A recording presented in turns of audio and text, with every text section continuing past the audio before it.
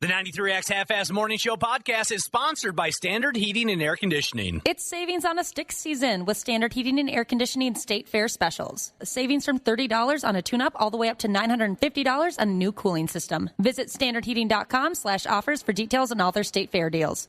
The 93X Half-Ass Morning Show. 93. It's Monday. Good morning, old friend. Hey, folks, all right, listen, I'm so not in the mood for you guys. Okay, today's Monday, all right? So stop doing your stupid radio thing, all right? So just keep it down, okay? Just stop doing what you're doing. Uh-oh. Sounds like somebody's got a case of the Mondays. Ah, these guys. They're bad. It's Monday again. It's showtime, folks!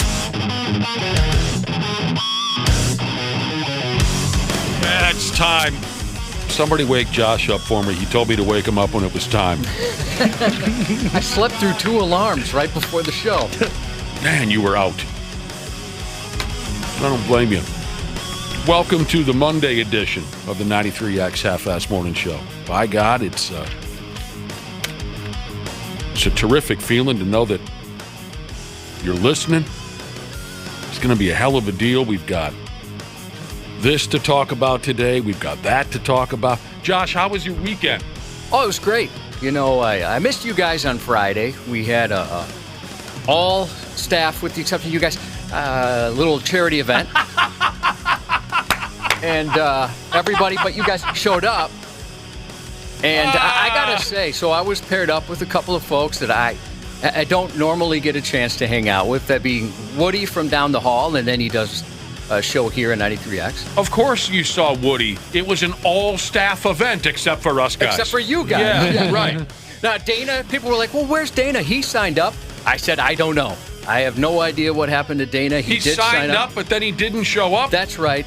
No, I can't. I had to cancel. I had an appointment in South Metro. I wasn't able to make it. I told everybody on the email that I wanted to be there, and I explained why. Well, nobody must have understood that. That's not how the staff took it. That's not how they took it. Staff didn't take it that way. But, so I got to say, so he, and then you guys know Mark. Mark is the sales guy here of some sort. Sure. Oh, yep.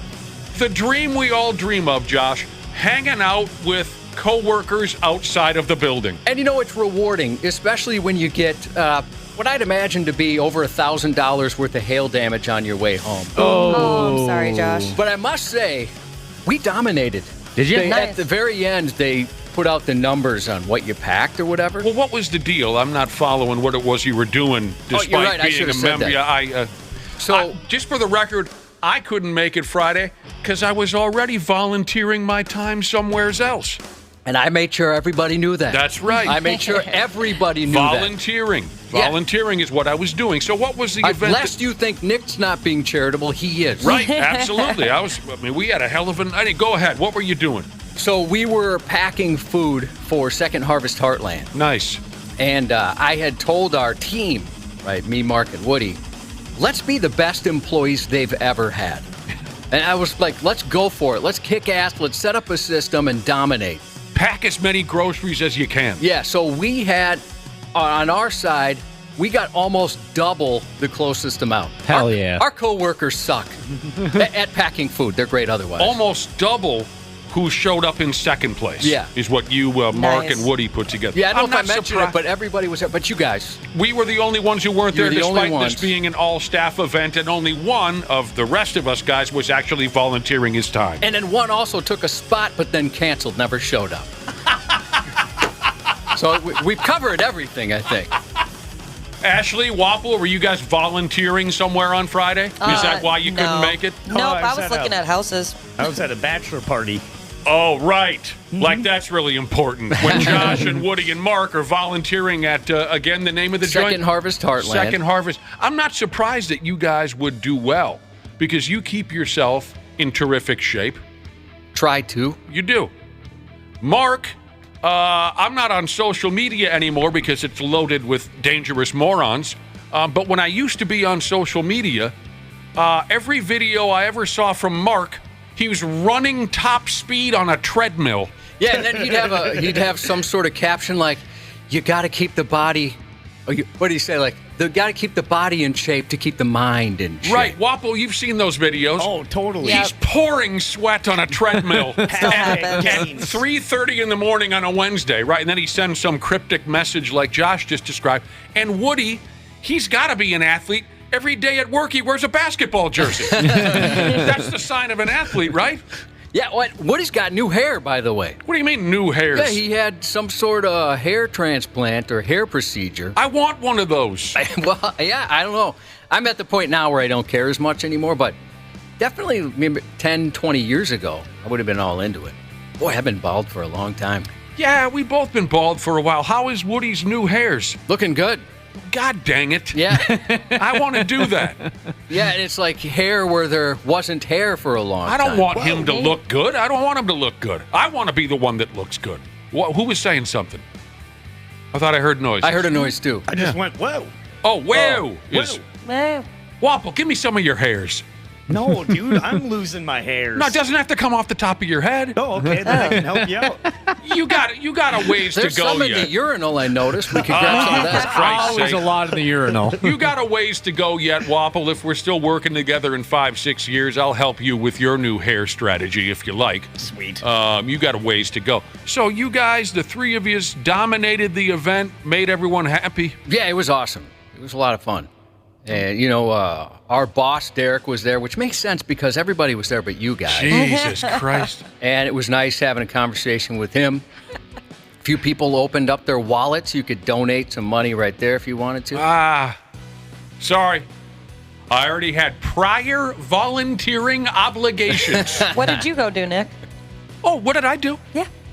She wants to know what I did. I heard her say it. I was involved in serving veterans at an American Legion event. Oh, that's cool. Yeah. Hope you found a Fried house, chicken though. or? Yes, broasted chicken. Nice. Found a house? Hopefully Ashley found a house. No, not Oh, yet. house shopping. She was house shopping. Well, I'm glad you had a good time, Josh, and again. No, it was great. It was a really good experience. Whoever put together that team knew what they were doing, you and Mark and Woody. That's a hell of a threesome right there. Oh, I forgot about Who was something. the worst? Who was the laziest of everyone here at the staff Yeah, who that barely sucks? put Well, together? we were in a whole separate section, probably like a VIP section, I'd imagine. Yeah. So we were on the opposite Man. end, like the warehouse where they were at. Okay. I forgot to mention, we got that job because we also volunteered because they said it was the worst job of the two. Worst of the two. You took the hardest job I and did. still dominated. You're a dedicated American is what you are. Now here, this is somebody who listens to the show. Magic Playing Machinist Jesus wants to know if Derek brought his hourglass. Yes, I've mentioned this before.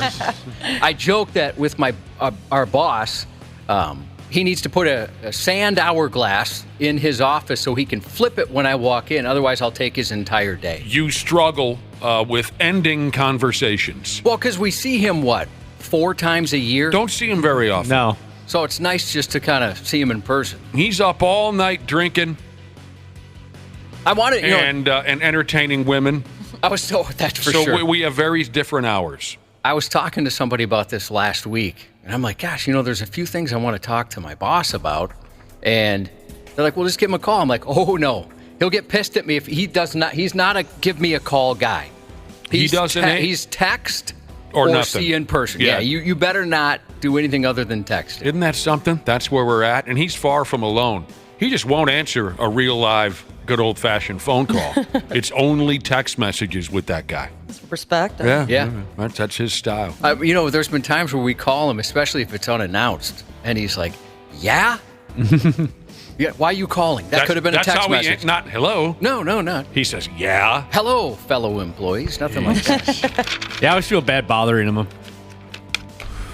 Oh. If you leave him a message, that's big time trouble. Oh, I would never dare do that. Don't leave him a message. Oh, here's someone who wants to start trouble. Widespread panic Jesus wants to start trouble. He wants you, Josh, to ask me what time I began volunteering on Friday. Okay, that's an interesting To one. try to maybe guilt trip me for not volunteering with you at your event, Josh. He wants to know what time I volunteered to feed veterans at the American Legion Hall. I started at 3 p.m. 2:30 is where we were at. And you can't get from Brooklyn Park to Wyzetta. Widespread panic, Jesus. Can I be in two places at one time? Am I a magic man? No, I can only volunteer at one place at one time. Not to mention the rigorous border patrol at the Wyzetta border. There's no way if you just said, they're going to say, where are you coming from? Right. And you're going to say Brooklyn Park? They're not letting you in. Not letting me back in. That's going to take a long time. Not unless I get deloused. You guys wouldn't understand. You're not charitable like Nick and I are. Non-volunteers wouldn't understand what we go through. I walked my ass a 5K for charity on Saturday morning. That was Saturday. Saturdays don't count. Yeah. And you went on a walk. Who the hell volunteers on a Saturday? God, amateur.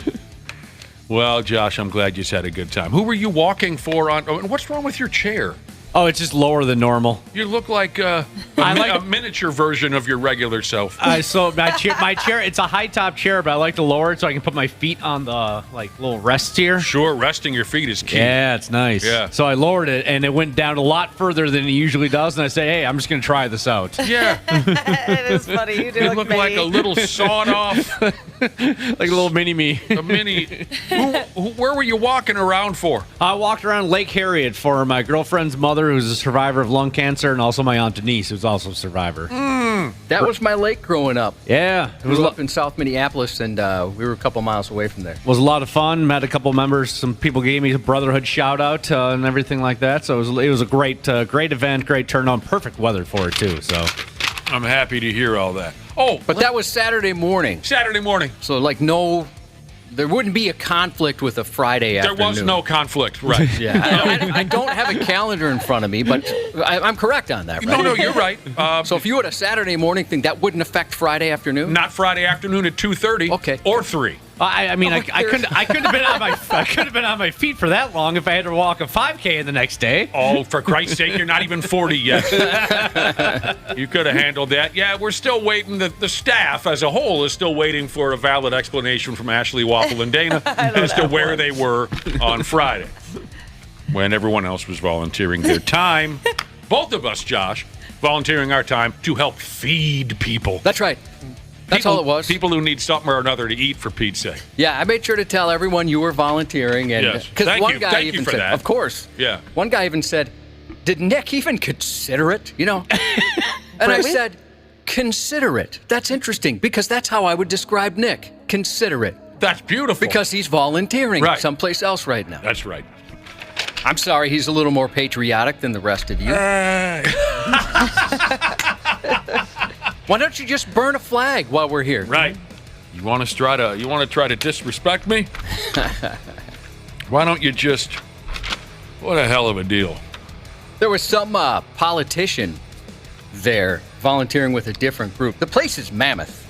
I haven't been there before. We've got one kind of by me, something similar. So in Egan. What is it? A big warehouse? Yeah, Okay. Huge. It's a beautiful building. Massive food everywhere, designated to go here, there. Yeah, it's a really nice place, and they do a lot. And there was a politician present. Yeah, and everyone's like, "Oh, they're so and so," and I, for a second, thought, "Well, I better pretend I know who this is because everyone's telling me it's so and so." And I didn't even know who they were pointing at because people are wearing like beard masks and. Did you have to wear hair nets? No, luckily where we were, we didn't have to because we were dealing with frozen stuff. So here comes an supposedly important politician. You're the only swinging D who doesn't know who they are. Yeah, no clue. I've been there. I had to look him up afterwards. I guess he might run for president or something like that. Jesus Christ! Wow, They're talking about it. I still couldn't tell you the guy's name. Well, that's all right. Dwayne Wade. Dwayne Wade. That's what happens when you go into the NBA Hall of Fame. You're considered for president instantly. Wow. Dwayne Wade, he's cool. All right, what else is going on around here? Anyone get into the drinks this past weekend? When you weren't not volunteering? Skirting your responsibilities to society? A little bit, I guess. Oh, a little bit? A little bit. Oh, definitely. Yeah, Waffle did for sure. You're at a bachelor party. You better have. Oh, yeah. It was a lot of drinkies. Oh, my God. I hope all of you are taking taxi cabs and such once you get a shine on. We got a story upcoming in the stupid news about a dumbass who decided to drive drunk, and he had quite an experience. Do we have any robo-taxis here in town yet, Josh? I don't know. Minneapolis seems to have stuff that I wasn't aware of. Anyone been in a robo-taxi? No, that sounds cool, though. Just humans. Robo-taxi. Yeah, it sounds kind of cool. I think I'd still be a little nervous just having a robot driving me around. I don't think I'd get into a robo-taxi. I want a live human being behind the wheel. Would you drive a Tesla and put it in? No, hell no. Although I had one on Saturday night where I almost would have been more comfortable had it been a robo-taxi. Guy was all over the place. I've had some dangerous episodes behind the wheel, but not behind the wheel, in the back seat of a taxi. Took multiple wrong turns, wrong exits. It was a nightmare. Can't keep a lane? Yeah, no. I've seen that before where they've got some sort of ride share sticker on there, and they're all over the place. And he kept, we were sitting in the back seat, and he kept, had his hand on the armrest, turning around, to try to, talk to us, while he was driving, and then while he would, turn his head back, then he would be all over the lane. Just focus on one thing here, pal. See, my two standout taxi cab, how should I say this? I guess, I don't know, maybe it's a slight exaggeration in one case, not much of an exaggeration in another. 2 episodes, one where the driver of the taxi cab was clearly drunker than I was. Oh, boy. Sitting in the back seat. He had a water bottle with brown liquid in it. Wonder what that could be.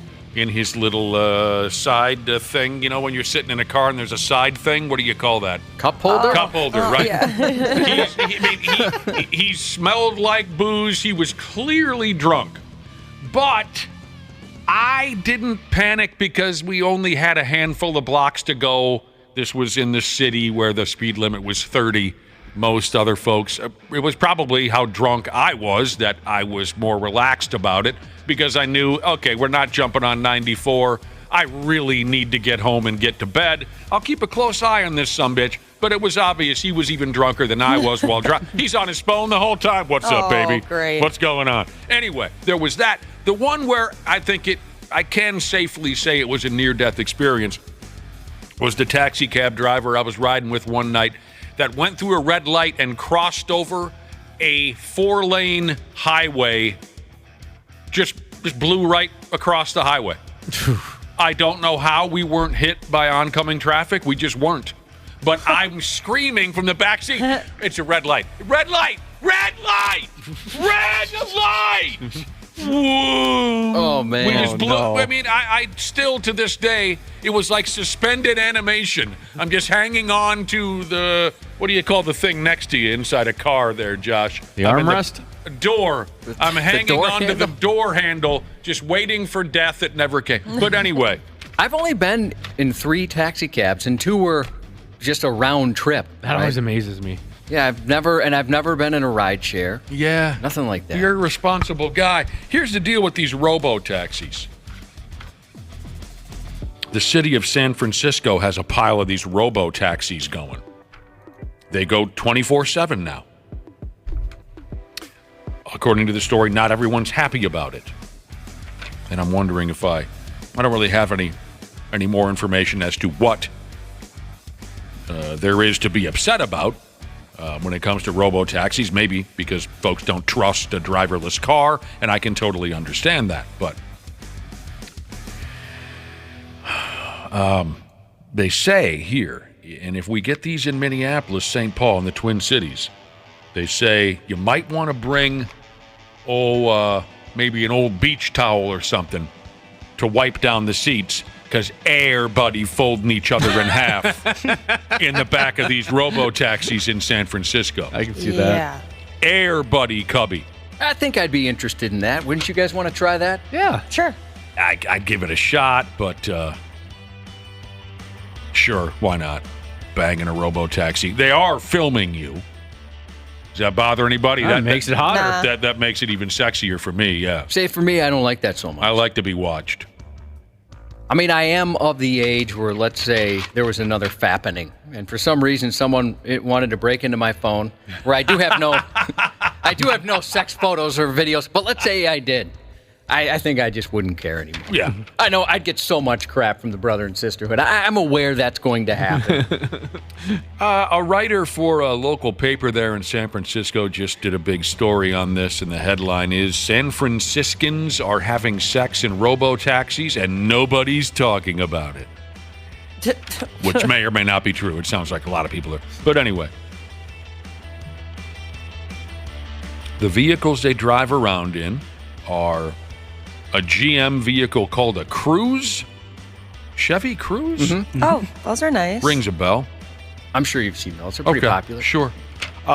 In the article, one guy says he's had sex in at least 3 robo-taxis. Okay. I feel like he's putting in effort to have sex in these things. Yeah, he wants to be famous in any way, shape, or form. Experts on robo-taxis, I guess, aren't surprised. Well, no one should be surprised by this. We bang in taxis even with a driver. Of course we're going to bang in driverless taxis. Jesus criminy. A study in 2018 predicted that autonomous vehicles would lead to more sex on the road, of course. We're sick. We're perverted. There are security cameras inside. Everything is recorded. The companies, it says here, the companies don't always review the footage, but they can if they want to. And if you're caught with your genitalia swinging around, knocking it into the genitalia of one or 2 other people in the cab with you, they could ban you from using future robo-taxis. So everyone here wants to try it. Yeah. That'd be fine, yeah. The video thing kind of sucks. I would still be nervous just getting into a driverless vehicle. I would. Yeah, But I'm with you on that one. If you get me drunk enough,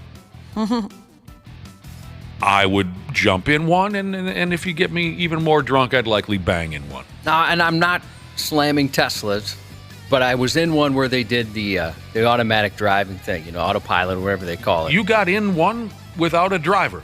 No, there's a driver. It was my friend's vehicle. Oh. And he put it on that mode or whatever. Oh, sure. And I was very uncomfortable. Where your friend who was behind the driver's, how do you call it, the steering wheel, he just lets go and lets the car do it on its own. Yeah. And I mean, it was cool for a couple of seconds, but after a while, I'm like, yeah, I get it. I'm good. That's fine. Yeah. Put your hands on the damn wheel. I think I'd be the same way, yeah. It's kind of like when I gamble. If I break even or I'm a little ahead, I'm out. I'm just going to think, okay, I got it good now. Why risk it? See, I don't think I'd ever be interested in something like that. Here's a all-knowing brotherhood example where talking about why the robo-taxis are a problem in San Francisco. Apparently, they're not yielding for emergency vehicles. They've driven through crime scenes. Hell yeah. Oh, my gosh. And police and fire have been having to break the windows to disable them. Oh. Well, Jesus. See, that's a problem. Yeah, that's a problem. All of those things are a problem. Yeah, a big problem. No wonder people aren't happy about it. I don't know. Yeah, I don't know. It would take some getting used to. Driverless cars. Driverless taxis. I mean, there's some people that say this is going to eliminate deaths on the road, right? Once we have all these cars out there. Is that right? That are driving themselves. I don't know. It still makes me a little nervous. I don't know about that either. What are you going to friggin' do? So here we go. She's Monday morning. Got a text on Teslas. My Tesla drives me every morning. Definitely scary at first. Tries to kill me sometimes. So you've got to pay attention. What? But I can text you while looking forward without worrying. Yeah, what are the rules? Can you? You probably still can't text and drive. Probably not. With that, or can you? I don't know. We'll have to ask our state patrol Shank friend. would know, yeah. Lieutenant Gordon Shank. That is nerve-wracking. When are we talking to Shank? What about Shank? Next time we have him on, we'll have to ask him about that. Yeah, let's ask that prick. Can you text your friends while you're sitting behind the wheel of a driverless car? Here's someone else who knows something or another about San Francisco. Spark Plug Jesus.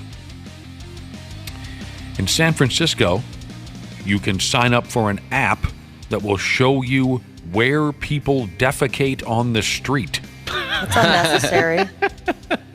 And according to Sparkplug Jesus, the amount of pin drops. Oh, so like amount of like locations that are on there? Oh. I just kind of assume there's poop everywhere in San Francisco. The amount of pin drops are alarming, so that means there are lots and lots of places where people are. We've got a stupid news story similar to. We've got a stupid news story coming up that sort of covers public defecation too. So all kinds of fun to be had. A Minnesota state trooper was nice enough to check in on the topic of whether or not you can text and drive if you're using an autopilot feature. Yeah. And they say, no, you cannot. You cannot. Ah, God. Medical device Jesus said his Ford Lightning drives hands-free. I didn't know they did that. F me right. He said there's cameras that literally watch where your eyes are and will shut down if you look away too long. So they'll take that feature off. Oh, that's pretty sweet. This is also frightening. The car will shut off if your eyes are looking? I'm assuming... Well, yeah, I guess maybe be more specific. I was just picturing that mode would shut off. The auto mode would... Sure, okay. I don't understand any of this. It's not that. Not that long ago, I was driving a car with automatic, how do you call it, manual locks and everything. Just things are going too fast for me, Josh. Despite my deep technological knowledge, things are still going. It's moving too fast for me. It is kind of annoying how you're always throwing this new tech info at me. I can't even keep up. The trooper got back to us and he said the reason is because you're still in physical control of the vehicle. That's why you can't text and drive. Yeah, you're supposed to be paying attention, right? Are your hands supposed to be on the wheel? I think so. Yeah. I won't have to worry about it. I mean, who knows? Maybe someday we'll all have them, but... Well, I think you and I will be dead by the time this is common. I hope so. Yeah. I think we'll be deader than disco by the time everybody's going town to town in a driverless vehicle. At least I hope we are. Yeah, me too. Yeah. You know how we'll die? Driverless vehicle. It's going to run us Oh, my God. Just smoking the sidewalk. Oh, here's the two dickheads talking trash about us. Drunk dudes volunteer for driverless vehicle, die immediately. Oh, I was going to mention you talked about that poop app. There is that poop app. Yeah, the poop app. Poop Maps? Is that what it's called? That app? Yeah. Oh, is that what the dude was just talking about from San Francisco? What does Poop Maps do? So I don't know if it's the same one, but Poop Maps is like you enter that information on yourself. Yeah, you drop a pin where you poop. And it's a social media thing in a way where Dana can look up and go, oh, Josh hasn't pooped in a week. That's the first thing you'd see. Yeah. And then you'd see the different locations where I've gone. Oh, Dana That's went kinda to fun. South Dakota and pooped. Oh, look, there's Josh making an emergency poop at the Westcott Library again. Not too long ago, I got a text from Josh. I think you were going up north somewhere, and you're like, I'm taking a poop right now in the Burger King in St. Cloud and thought of you. I was like, that's the nicest thing. That's the best text message I've ever got in my life. And I was wondering if you'd ever pooped in that same Burger I'm sure King. I have. Very hungover. On Poop Maps, can you follow your friends? Yeah. Okay. So then can you get a push notification when they're pooping? I've never used it. Josh is pooping right this second. You better check out where. I've never really needed that information or cared about it, but I can tell you the young people were into that for a while. I don't know if they still are. Is that a text or someone pooping? You make the sound just a fart sound effect. You get the notification again. Is he okay? This is all so terrible. Yeah. All of it is terrible. Tree Master Jesus said, I have Poop Maps. I currently lead the 2 leagues I'm in. Oh, no.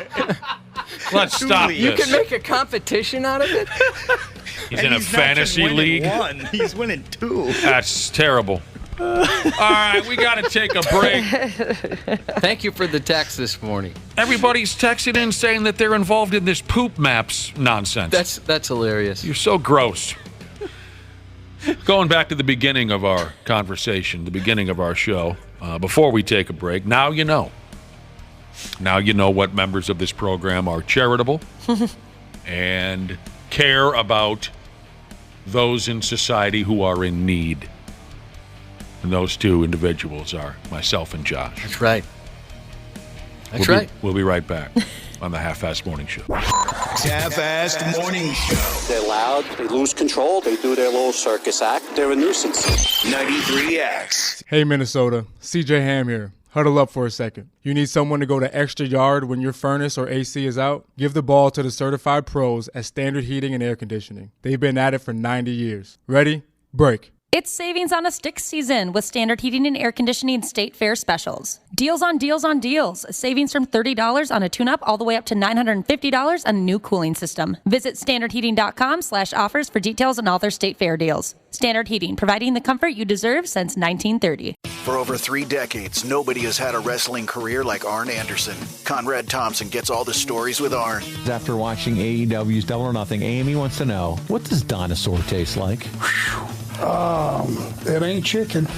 It's like biting into a sinewy charcoal briquette. But chewy. Oh, Like wow, that's disgusting. Yes, sure is. Check out Arn every week, wherever you listen.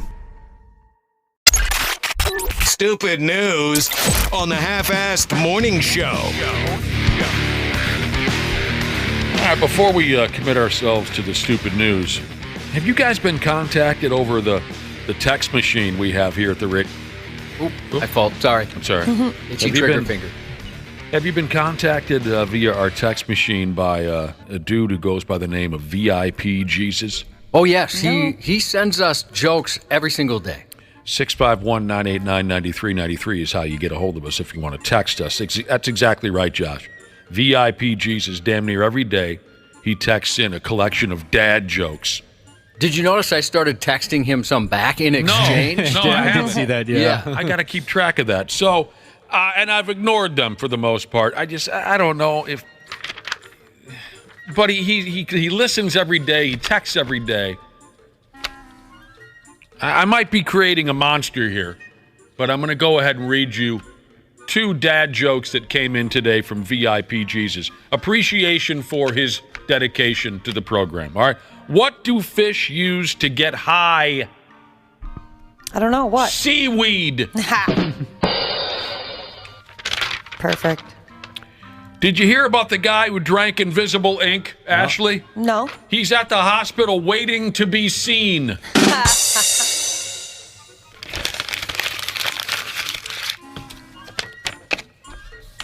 More tomorrow at this time.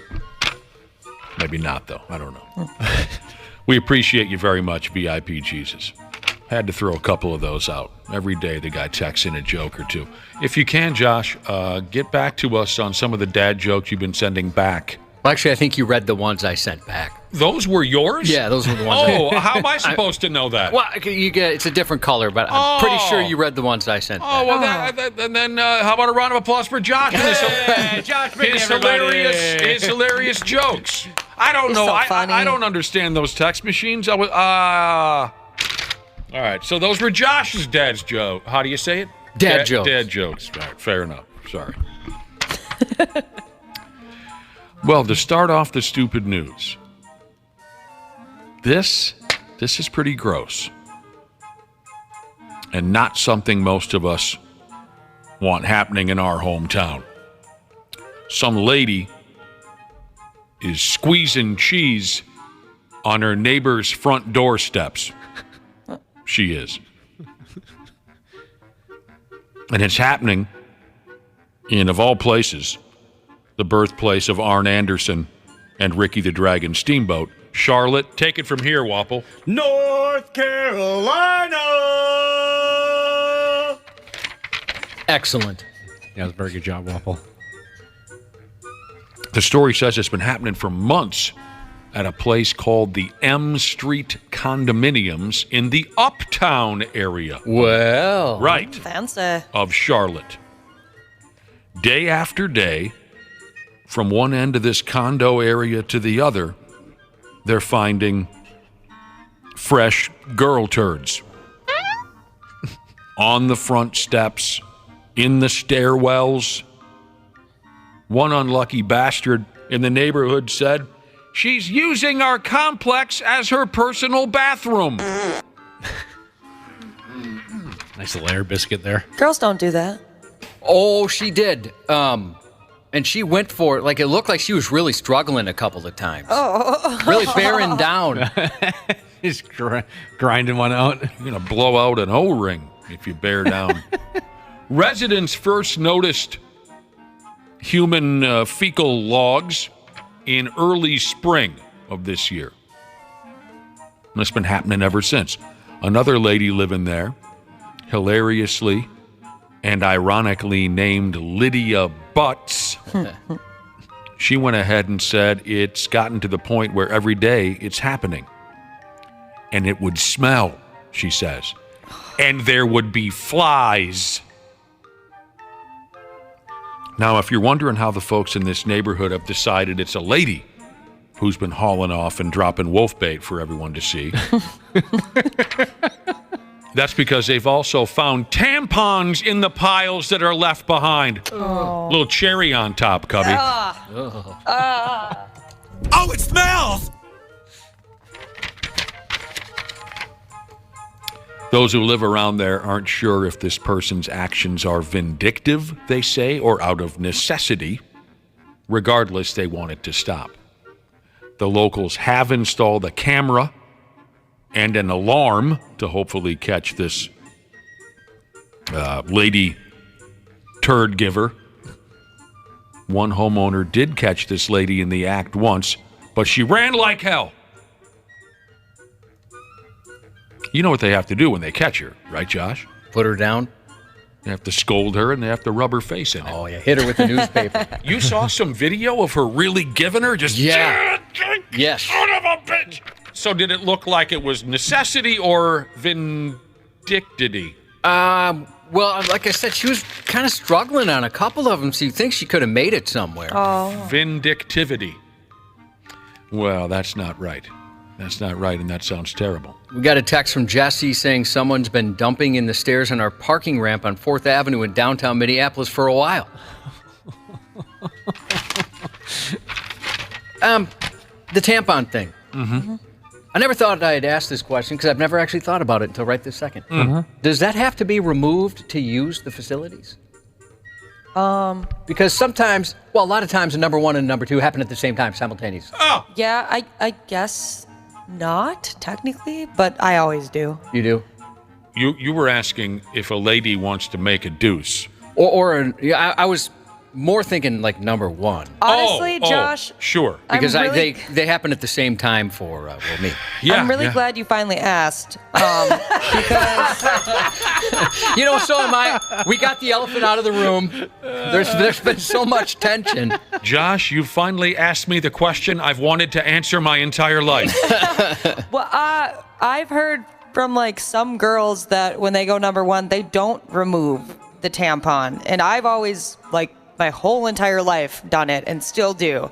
So if somebody out there knows the answer to that, I would love to know. I've been too afraid to ask. The answer to what? If you have to actually remove the tampon, yeah.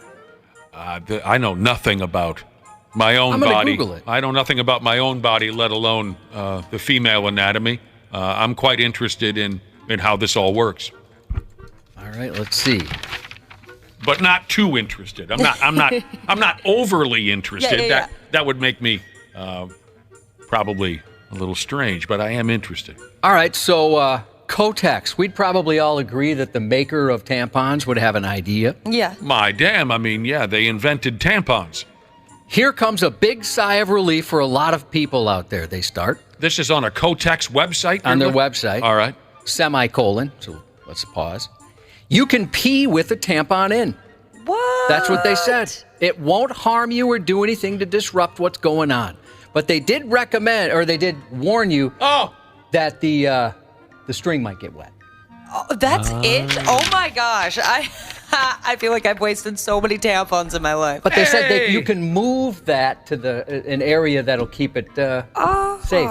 Hey, Josh, no longer Mopar Jesus wants to thank you personally for making this sausage McMuffin really awesome so far this morning.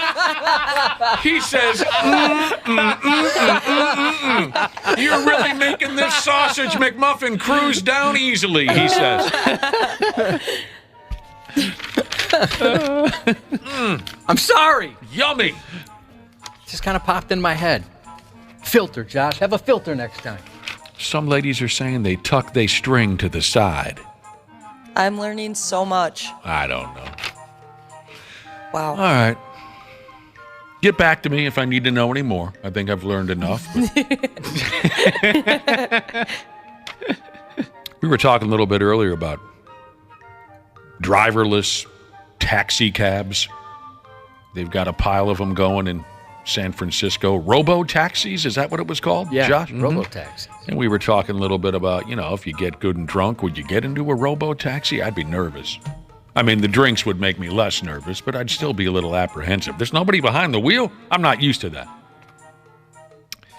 All DUIs are stupid, especially nowadays. I mean, we were robotaxis. There's another option. There are so many resources available to drinkers these days to keep you from driving after you've had too many Steveweisers. It makes DUIs even extra stupid.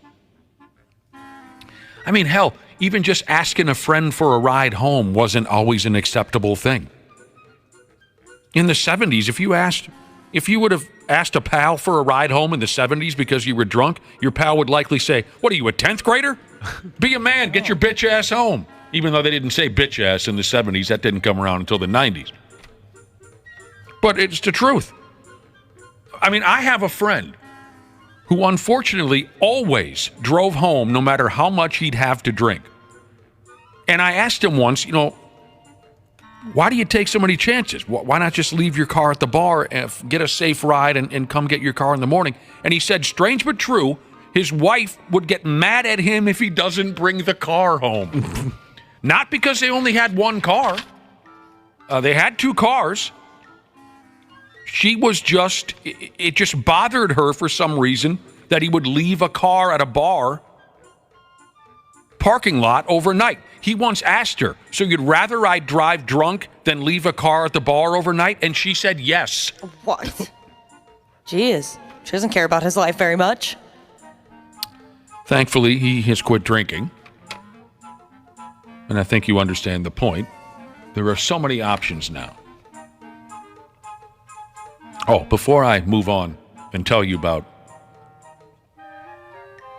an extra dumb DUI story, I have a couple of buddies who have had some of the all-time dumbest DUIs. The railroad tracks dude. It's a dumb one. Being my favorite. He got drunk and he drove. He mistook the railroad tracks for a regular road. Oh, no. Got his mother's station wagon hung up on the tracks as the train is approaching. And he's able to just floor it, and the tires are spinning, and he's hanging on the tracks, and he's almost done. And he had to get out of the car. It made more sense to him, I guess, in his drunken state, to get out of the car and physically push it off. That's how he got his mother's station wagon. And when the train went by, whoa, it missed the back bumper by just, 6-8 inches. So lucky. That's how he got a DUI. Here's a stupid DUI story. Where the hell did I put it? Here it is. Oh, no. A 37-year-old guy in Illinois named Brian Baker. He got arrested for drunk driving near a place called Lake of the Ozarks in Missouri last Friday night, after he accidentally ran himself over.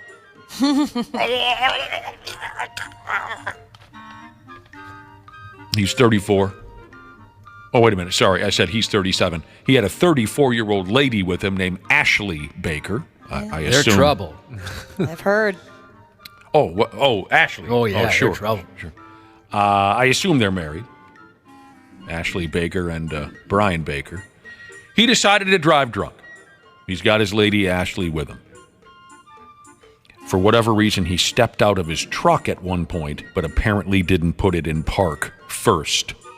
Ashley hopped into the driver's seat to try to stop the truck before it rolled this guy smooth over, but she wasn't able to do it, and he got rolled. He was hurt terribly, but apparently he was in good enough shape an hour later to be arrested for DWI. And Ashley also got a DW, as my dad would say, a DWI. They both got pinched. Oh, no. I don't have the details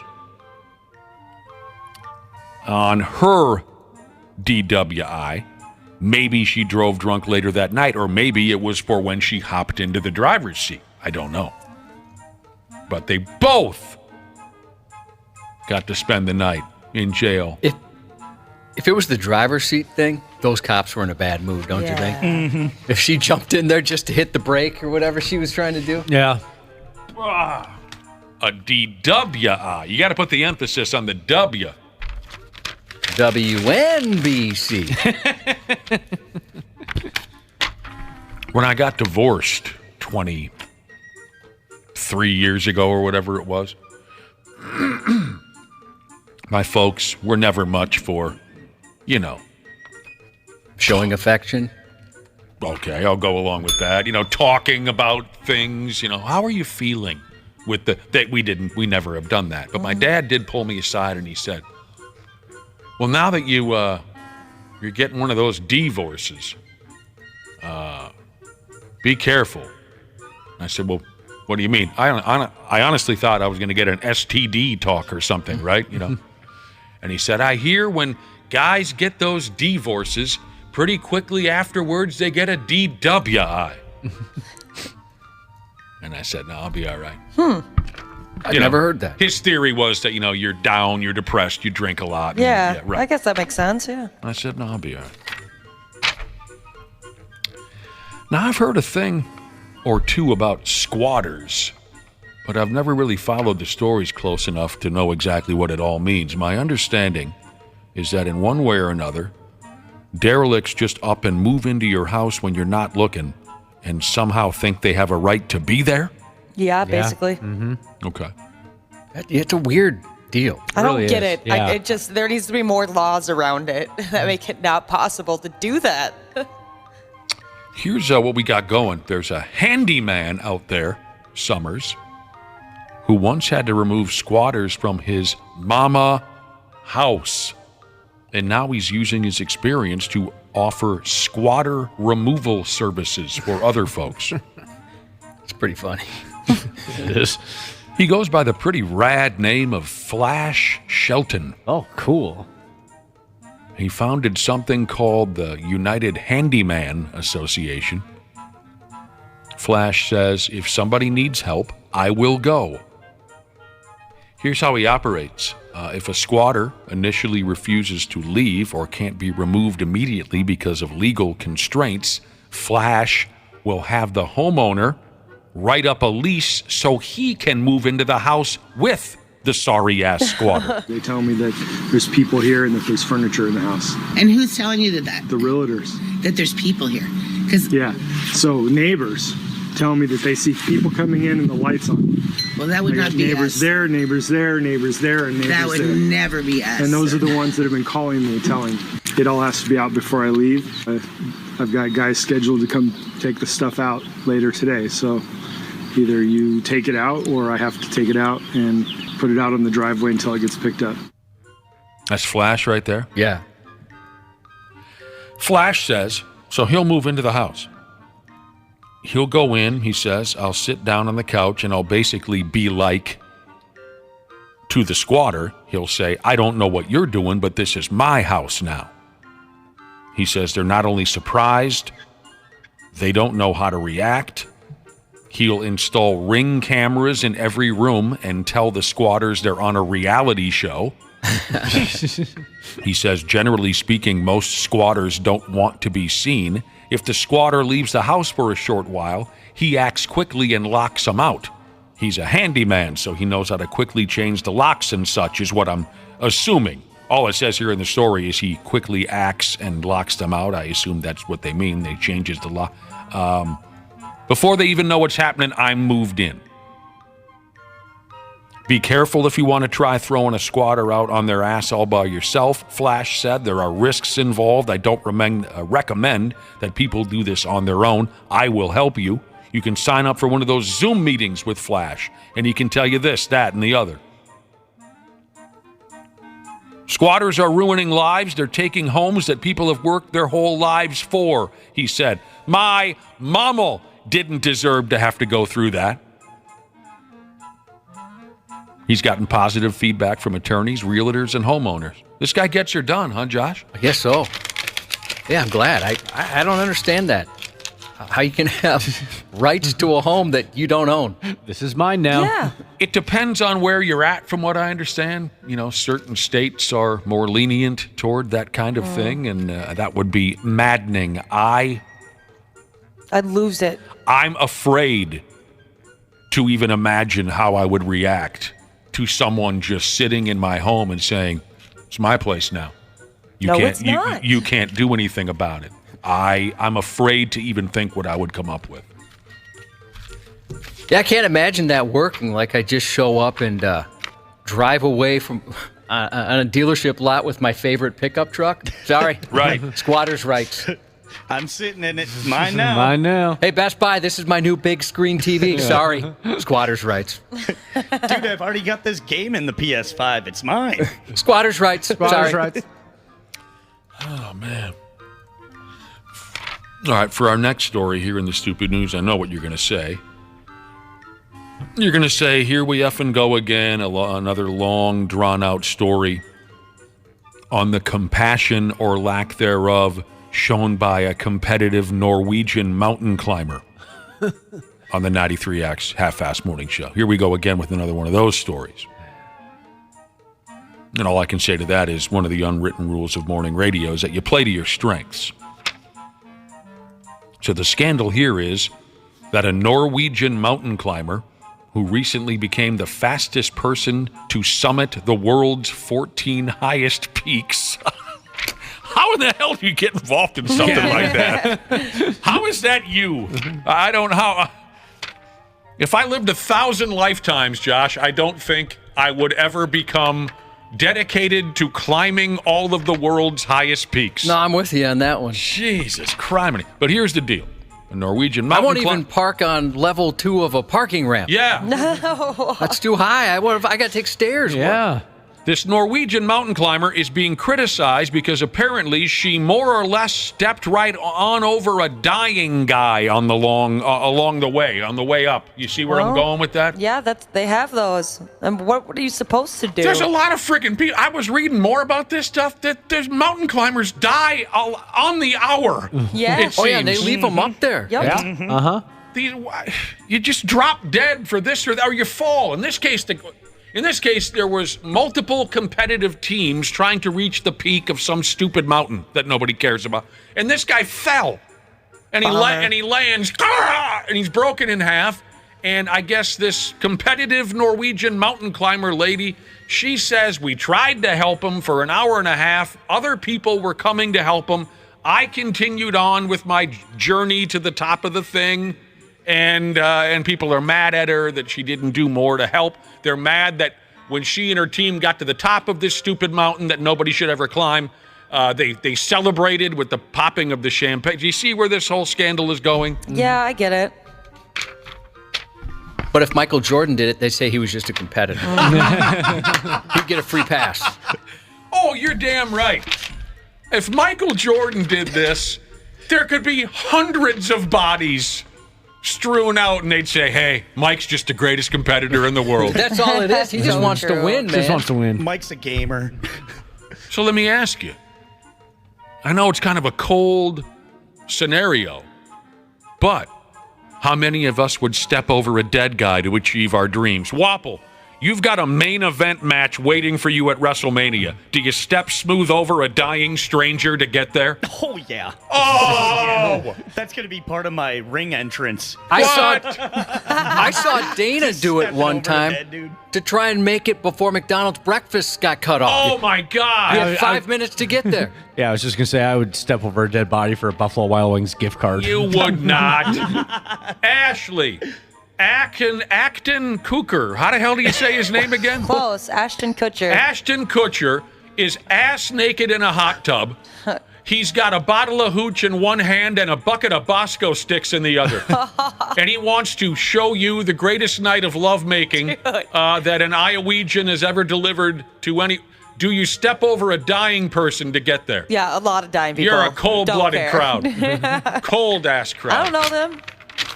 They're dead. What else can I? What can I do? Well, this guy wasn't dead. He was dying. The mountain guy was was dying. He wasn't dead. How long did it take him to die? Do they know? Was it like 5 minutes after they walked away? Or? No, he was laying there struggling for a Okay. while. It was a horrible deal. Oh, that is awful. But like I said, I read a little more on this, and it's, Jesus, criminy the number of mountain climbers who drop dead on the way up. It's pretty common. Or on the way down. Dude, this is my mania moment. Can you get out of the way a little bit? Oh! Quit hogging the spotlight, man. What if it's... Well, you want to keep your reputation as a nice guy, so you look around and then just choke him to death? Yeah, he was already dead. Nothing I could do. What if it's just a squash match, Wapple, where 5 seconds in, Ethan Page is going to knock you unconscious or something? Even a squash match, you'd still step over a... Oh, yeah. It's my moment. Looking for his mania moment. Yeah, it's my moment. All right. Time to shine. We gotta do you guys like fish sticks? I love fish sticks. I'm kidding. We're not going to do that again. Did you realize what you said? Didn't go well last time. Up there in British Columbia, at a place called Campbell River, a fish and chips joint up there apparently reeks so effing bad that the place has been declared a public nuisance. This cracks me up. It's going to happen here soon enough. What do you think? This place is so disgusting. What? Oh, this building? Yeah. Oh, the one we're sitting in. That's right. That's very possible, yeah. Oh, it smells! The city of Campbell River, British Columbia, is upset because this place just reeks. Apparently, the joint is called Dick's Fish and Chips. And I guess if they want to stay in business over there at Dick's, they got to straighten some things out. Like changing charcoal filters weekly, replacing the fryer oil. Oh, they got to clean the exhaust system once a month. The Dick smell has reached disturbing levels, they say. Every day somebody in the neighborhood sticks their head out the window and says, damn, smells like Dick's out here again. In 2016, Mike and Jan Sell, who live next door, wrote the city council saying their property was, quote, consumed with the toxic smell of Dick's almost every day, depending on the wind. They say it's devalued their property and their quality of life. The neighborhood is getting tired of the smell. I'm surprised the place didn't burn down. Why would it burn down? With all that grease and stuff? They're not changing the vents or flushing out the exhaust system? Well, I don't know. That could be dangerous. I'm guessing they know what they're doing over there. They know enough to keep the place from burning down. I don't know. Well, it hasn't burned down yet, Wapple. Obviously, they know something. They're lucky? The city says the owner of Dick's would be given the opportunity to speak to the city council. And he never showed up! Well, we know he's not cleaning. I don't know what his excuse is. Wouldn't that be something to live in a... I don't know. Just the taste of Dick's in the air. It's that fish and chips taste of... Unbelievable. Sports on the 93X Half-Assed Morning Show. We have a delay. We've got a skunk delay in right field. Skunk wrangling. Now watch what happens right when he gets here. He's going to stay to his left, right by the Latour sign. Oh, look at that. Right out of there, and there goes the skunk. You know, that was kind of fun to watch. A skunk jumped on the ball field at a minor league baseball game. And not only did the announcers cover it as if they were straight up calling play-by-play for the ball game, they were very detailed and all that, but the grounds crew did a wonderful job. That video up on our website? Yep. You should check that out. I enjoyed watching the video, Josh. I guess so did I. This is common there. They've had it happen so many times that they know exactly what to do, and that is a large skunk. Yeah, that's I've never seen one in person, though, just the cartoons. Really? To me, that looked like a larger than average skunk ski. I mean, I've definitely seen roadkill skunk, but that's pretty mashed up. Yeah. Huh. I think baseball in general would be a lot more exciting if you knew at some point during the game they were going to release a skunk on the field. I'd be pretty pumped. Any animal. Yeah. So you're sitting around waiting for it. You know it's coming, and it could happen at any moment. they should make it mandatory at every ball game. They release some kind of a critter out onto the field, and then the grounds crew has to chase it down. It always makes every once in a while it's really a dangerous animal. Yeah. It's like a little lion. roulette. It makes it more fun. What is that? A Komodo dragon? My God, how are the boys from the grounds crew? Yeah, maybe it takes a couple people out along the way. All right, that is a fun video if you want to check that out. Skunk on the ball field. Real quick, a few minutes ago we were talking about this tough guy type character, Captain Hard-On. What the hell was the name of the guy? Flash Shelton. He'll remove squatters from your home if you have a problem with squatters. OPSEC Jesus texted in, wants to know if maybe Flash Shelton could help him out. He says, I have an 8-year-old squatter. All he does is eat my food and make tons of noise early in the morning. Get a damn job. Could Flash Shelton help me out with this? I don't know. Give him a phone call. Real quick before we move on. Man, the Twins pissed off the people in Philadelphia yesterday, didn't they? That was awesome. Yeah. Well, the home plate umpire pissed off the crowd, pissed off the Phillies. The Twins had a nice weekend, man. Just when you think they're cooked, they take 2 or 3 from Philadelphia. They win yesterday 3-0. Sonny Gray was great. They got just enough offense.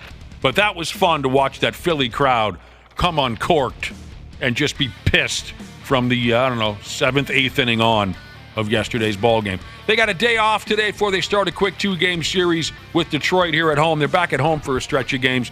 Randy Shaver, Brad Ryder, they'll join us and we'll cover plenty more in about a half hour. But first, Josh's news is coming up next. Half-assed morning show. They're loud, they lose control, they do their little circus act. They're a nuisance. 93X. Hey, Minnesota. CJ Ham here. Huddle up for a second. You need someone to go the extra yard when your furnace or AC is out? Give the ball to the certified pros at Standard Heating and Air Conditioning. They've been at it for 90 years. Ready? Break. It's savings on a stick season with Standard Heating and Air Conditioning State Fair specials. Deals on deals on deals. Savings from $30 on a tune-up all the way up to $950 on a new cooling system. Visit standardheating.com/offers for details on all their State Fair deals. Standard Heating, providing the comfort you deserve since 1930. Are you currently enjoying the show on the Stitcher app? Then you need to know Stitcher is going away on August 29th. Yep. Going away, as in kaput, gone, dead. Rest in peace, Stitcher, and thanks for 15 years of service to the podcast community. So switch to another podcast app and follow this show there. Apple, Spotify, or wherever you listen. Half-assed morning show. 93X. Just absolutely unprecedented and really horrifying increase in risk-taking behavior by a certain segment of our driving population. Law enforcement across Minnesota wrote more than 20,000 speeding tickets during July. By far the most handed out during a single crackdown on fast driving since the onset of the pandemic. And drivers weren't just going the proverbial 5 to 10 miles per over the limit. State agencies clocked drivers going well over 100 miles per hour, including Minnesota Vikings #1 draft pick Jordan Addison, tagged by the state trooper, going only 140 miles an hour on 94 in St. Paul. When you drive at higher speeds than posted speed limit, you're in danger because your reaction times are going to be slower. And also, if you are involved in a crash, it's going to be more of a violent crash because you're going above the posted speed limit, and you're more likely to suffer injuries or possibly fatal injuries. One driver in southern Minnesota caught speeding twice on the same day. A trooper near Mankato cited that driver for going 81 in a 65. Then, just an hour later, another trooper near Marshall ticketed the same driver for 70 in a 45. Eden Prairie Police issued 357 tickets between July 1st and 31st, an average of more than 10 a day with some very nice vehicles. The most egregious offense is the one we talked about last week, where an officer stopped a motorist going 152 on Highway 212 while the driver was trying to get away. The cost of a speeding ticket varies by county, but typically about $110 with court fees for traveling 10 miles over the speed limit. Fines double for those caught speeding more than 20 miles over the speed limit, and drivers can lose their license for 6 months for going 100 or more. I'll be damned. A man was arrested Friday morning after ramming several Brooklyn Park squad cars. Police were called to the 8500 block of 63rd Avenue North Friday about 1:45 a.m. for a report of a person slumped over behind the wheel of a running vehicle. Law enforcement noted seeing a smoking apparatus in plain view. They woke up the driver, who declined to get out of the car or submit to DWI investigation. They negotiated with the man for about 40 minutes before he put his car in gear and started ramming squad cars back and forth in an attempt to escape. Eventually, they broke the car window and got to use a taser to arrest him. Nice work, dummy. What was he smoking? They didn't say. They just said they found a smoking apparatus. Oh, a smoking apparatus. Yeah. Okay. I like when they have names for things like that. Like in our dorm, it was banned you cannot have mass consumption devices, a.k.a. beer bongs. It sounds fancier. It does, yeah. It classes it up a little bit. Like if I was a door-to-door salesman and I was selling bongs, I'd call them mass consumption devices. Yeah. Charge a couple extra bucks. And add some legitimacy to my career. After rear-ending a St. Paul police squad car, a 33-year-old St. Paul man said his eyes were off the road and on a woman at the time of a July 2022 crash, which injured an officer, unfortunately. Checking out some babe on the sidewalk. Huh? Happened to me. Yeah. I crashed into a curb doing the exact same thing. Yeah. Meanwhile, a marijuana blunt that was tucked behind his ear led police to believe he may have been high. According to the criminal complaint, the 33-year-old crashed his SUV into the back of an officer's squad. The squad was stopped at a red light at Cesar Chavez and Robert Street, St. Paul's west side, about 6 p.m. July 10th.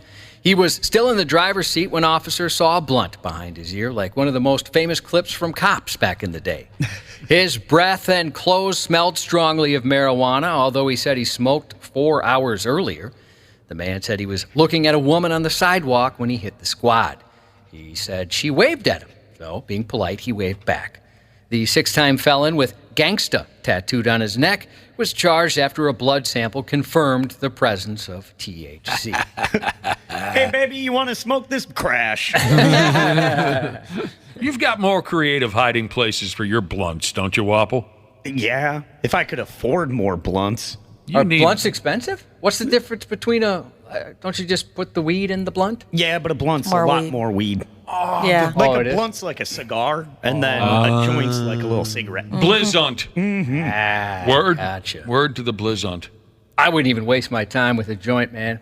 I'd be blunts all day. For real. And he could put that behind his ear, a blunt? Yeah, he looks real cool. Word. I can vouch for that. When you crashed your car checking out, as you would call them, Josh, fly honeys, weren't you on one of those motorcycles? Yeah, I was on a motorcycle. And again, that's tough to look cool in front of girls when you do something like that. Luckily, it's a very slow speed road and very curvy. And I was distracted and crashed right into a curb. It sucks. And lucky for me, everybody saw it. A buddy of mine played on the high school baseball team, and he was leaving the ballpark after a game. And he had one of his teammates in the passenger seat, and as they were leaving the high school, my buddy who was driving said, "Oh, nice, there she is, Stephanie," some chick that he was hot for in high school. Boom! Rear-ended his dad. Oh. Who had come to watch the ball game. Oh. Rear-ended his dad. I'm going to make myself sound like an idiot. Now, keep in mind I was a teenager both times, but it actually happened to me twice. And I'm going to blame my friends for this, even though I was behind the wheel and it's totally my fault. But a buddy's like, "Hey, check it out, 2 girls kissing." I'm like, "What? Where?" Crash.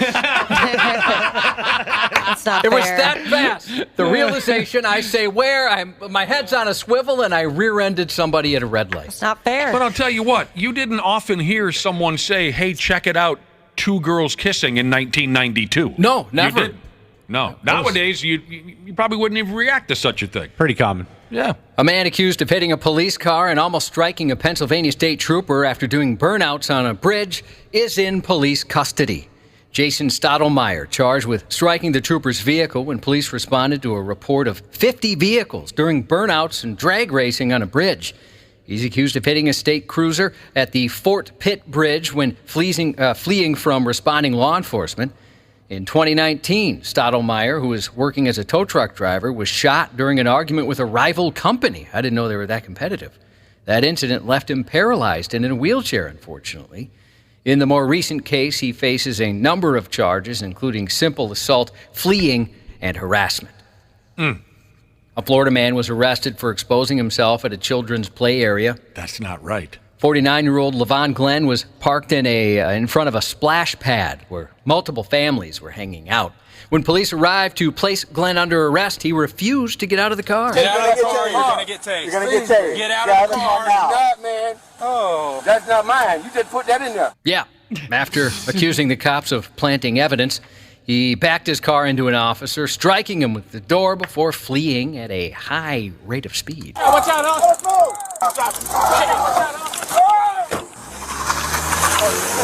During the chase, Glenn's vehicle became disabled at a gas station parking lot where he then fled on foot, but cops quickly caught him and made the arrest. Well, that's pretty dramatic for a guy who wasn't doing anything wrong. Yeah, I know.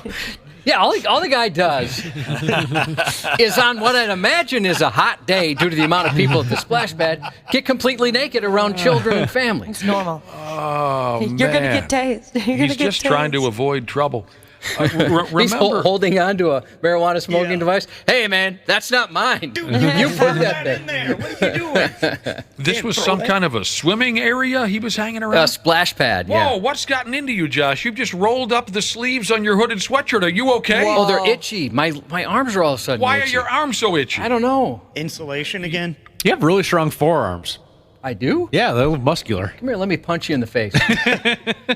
Remember the elaborate fountain setup that was a feature at the Minnesota State Fair for a brief period of time? Definitely. What? Everybody with any common sense knows why that was discontinued. What was this? An elaborate you don't remember the massive fountain kind of scene? It was kind of over by where our booth is. No, I don't remember. Well, you worked at the fair. Yeah, I know. Did you Maybe ever did you ever work there when you weren't high or drunk? There you go. This is just my take, but I don't think I'm alone. When that fountain thing was happening, of course, what does it draw? Tiny little kids running in and out the fountains, babies, 5-year-olds, up and down. And Josh, I know you and I sat there and saw some of the adults who just stood and stared all afternoon. Yeah. And I thought, they gotta squash this stupid fountain. It's just a friggin' pedophile's paradise over heck here. No, that is so creepy. To me, Josh, tell me if I'm wrong. To me, it just came off really, really creepy. It did. You know, it was probably one of those things where, like at the fair, you just kind of, you see people just standing looking at stuff, and maybe it was just, here's some stuff to look at, but you're right, it did come across as creepy. Yeah, I mean, it was a great idea. It was a nice deal. It just, to me, it drew the wrong characters. Yeah. You ask a guy, which one's your kid? I don't know. I haven't decided yet. Because I know you were wondering, in a survey on nakedness, the state where people are the most confident without clothes, Washington. Rhode Island, second, followed by Delaware, Maryland, and Colorado. The state where people were least confident, a tie between Indiana and Oregon. Nebraska is next, followed by us prudes here in Minnesota. Oh. Yeah, we're pretty careful around here about who gets to see our gear.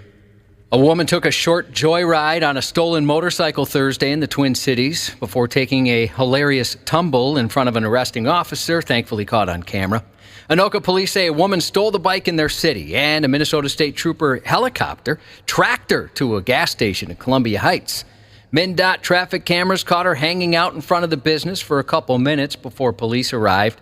The woman then attempted to flee, yelled at a motorist filling up at the pump, and then hilariously rammed into a parked car, falling off the bike. God. And she rolls in the weirdest, slowest way. Yeah, I was trying to figure that out. She could have just turned a little bit. Yeah, I don't know. It was kind of a weird deal. Maybe she thought she was on fire. Some people don't know how to fall. No. And an officer ran up and quickly and easily took her into custody. I'm going to look this up on 93x.com. Yeah. Do it. It's good. Lady falling, and I don't see it. Yeah, we posted it last week, so it's probably down there a little bit. I got to go downward. Maybe we ran out of time Friday, so maybe it was on Friday. I can't remember. A mom stabbed another parent with a pocket knife during pickup at a Las Vegas elementary school on the first day of classes. Oh, things got off with a bang.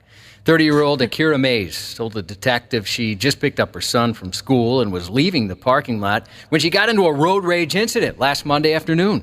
She said she was merging into a single lane in the parking lot when another vehicle, driven by a dad who just picked up his kids, wouldn't let her in. The other parent raced ahead, preventing her from merging, she said. Then he pulled over on the side of the road, got out of his car and gestured at her. So she pulled over next to him and got out of her vehicle. She said the dad yelled at her, causing her son to get out of the car and tell the man, "Don't talk to my mom like that." Oh. The victim said the boy punched him in the side, so he responded by pushing the boy to the ground. He was then attacked by Mays and soon realized he'd been stabbed. So now it was a grown person versus a kid, and the kid stabbed him? No, the mom stabbed him, it appears. It's a little confusing, but the mom is the one that's being busted for the stabbing. Mays was mad at the man punched her son, so she drew a pocket knife and stabbed him once in the stomach. The video footage showing the attack corroborated the story the victim and the suspect gave to police, but police noted in the report that the video couldn't clarify a primary aggressor, but they do believe that the mom stabbed the man. Now, her whole life is going to be ruined by this incident, and my whole life is not completely ruined, but it's traumatized. My kids are traumatized. She left the school before police arrived, telling investigators she didn't want to deal with police, so she didn't call. A family member convinced her to call the school where she was arrested when she returned. Son of a bitch. Day one of school, you say? Yeah, day one. Elementary school, too. Pretty good. A Salt Lake City man who was shot and a woman was arrested following an argument over what must have been Utah's best parking spot. The shooting occurred around midnight Friday morning. Police said they responded to a report that shots had been fired, and they located two people with bruising and abrasions consistent with a fight, and then a bullet hole found in the back window of a vehicle at the scene. A 31-year-old woman believed to have been involved initially denied knowledge of that shooting, but later admitted she fired her gun after claiming she heard shots during an altercation with the man. Officers located a 33-year-old man in a nearby residence with a gunshot wound to his shoulder. The investigation determined Vanessa Johnson pulled a gun and shot the victim after the two got into a fight over a parking spot in a nearby alley. Police said paramedics treated the man's wound at the scene and he didn't need to go to the hospital. The two were not cooperative with the investigation. I do not like the sound of that. They sound difficult. Today's cheeseburger attack comes from South Florida, where a cop threw fast food at his wife during a violent confrontation Thursday afternoon. Investigators allege that an irate 34-year-old Andreas Perez and his spouse had been arguing about financial and infidelity issues. When the lawman stormed into their kitchen, he threw a McDonald's cheeseburger at her. Oh, no. The victim told police that Perez then struck her to the right side of her head behind the ear during the incident. Miami-Dade Police Director Stephanie Daniels said it was disheartening to learn that one of her officers was arrested following a domestic violence incident. Perez and the woman have been in a relationship for about 8 years, married for 3, and share a couple of kids. Cheeseburger attacks are becoming all too common, and someone needs to put a stop to it. Almost exactly a year ago today, August 13th, 2022, during an argument at a Burger King, a Florida man threw a cheeseburger at his girlfriend with such force that when the sandwich struck the back of her head, she got knocked over. Dang, dude, that is hard. The Randy Johnson of cheeseburger throwing. In May of 2021, a 77-year-old retiree, upset about the thickness of the tomato on her Whopper, allegedly threw the sandwich at a Burger King employee. Then 2 years prior, May of 2019, a Florida man was charged after he woke his longtime girlfriend by slapping her in the face with a cheeseburger. Wake up! Some people have fun. They really do. Some of us don't know how to have fun. They know how to have fun. When a family of aliens takes refuge in Middle America, they disagree on whether Earth is awesome or awful. In Season 4 of the Hulu animated comedy Solar Opposites, streaming today. Mila Kunis, 40 today. Say Really? what? Wow. Mila Kunis, 40 today. Is she 40 now? Halle Berry, 57. Is she 57? She is. Cindy on the Brady Bunch, Susan Olsen, 80 today. Oh, my God. No way. She's 62. I thought you were going to ask me, is she 80? And then I'd say, no, she's 62. I was so friggin' shocked. I thought, that can't be possible. Okay, 62. Magic Johnson, 64. NASCAR legend Rusty Wallace, 67. I used to follow Rusty Wallace's career. You know, did you know that, Josh? I knew that. Yeah. Professional wrestling legend Bob Backlund, 74. What the hell? Wow. Crossface chicken wing. From Princeton, Minnesota, if I'm not mistaken. Comedic legend Steve Martin, 78. What a hell of a lineup there, Josh. Yeah, there's a lot. Did you make that up? No, not at all. That's not Cubby's all-star made-up birthday list? I just made 5 of those that were made up. But the rest totally legit. You do your own research to figure out which 5. Hellbound Jesus texting a special shout-out to his dad today. It's a rough one. They lost their mom 2 months ago, and today is their dad's first wedding anniversary without her. Would have been their 41st today. Our thoughts are with you. Peter Gazzini let us know that we lost a great one last week. Billy Metallica Phil from Faribault passed away, a true legend. Our best to his friends and family. Shout out to Cohen and TBI Epilepsy Jesus on their trip to the National Air Force Museum. Congratulations to Reference Jesus, got a new promotion. And Not a Morning Guy Jesus said happy 21st birthday to his smoking hot fiance. And that's 93X News. Care 11's Randy Shaver. On the Half-Assed Morning Show. What is he doing? He never went to the bag. He never threw it to Soderstrom. I tell you, Eric Young Jr. is screaming in delight at Vargas for hustling. He made a great play to glove that ball and then forgot to make the rest of the play. Hey, here are the boys. Hello, Randy Shaver. Hello, Randy Shaver. Brad Ryder. Hello, good morning. Good morning. You two effing guys again, huh? Can't get rid of us. One of the weirdest things I've ever seen at a baseball game, the intro there, did you guys see what that friggin' Oakland Athletics pitcher didn't do in their game against, who the hell were they playing? Oh my gosh. Doesn't matter. Yeah, just doesn't matter. You guys know what I'm talking about yet over the weekend? No, but I'm trying to look at it here. Oakland, it's on our website. And I lost I had a piece of paper with this information and I've lost it. Oakland Athletics. The Nationals. Okay. They're playing the Nationals. Playing the Washington Nationals. Young pitcher. Don't remember his name. Sorry, again, I lost my sheet on this. Is it Luis Medina? I'm not sure. I'm going to go along with it. He's throws a pitch. Comebacker.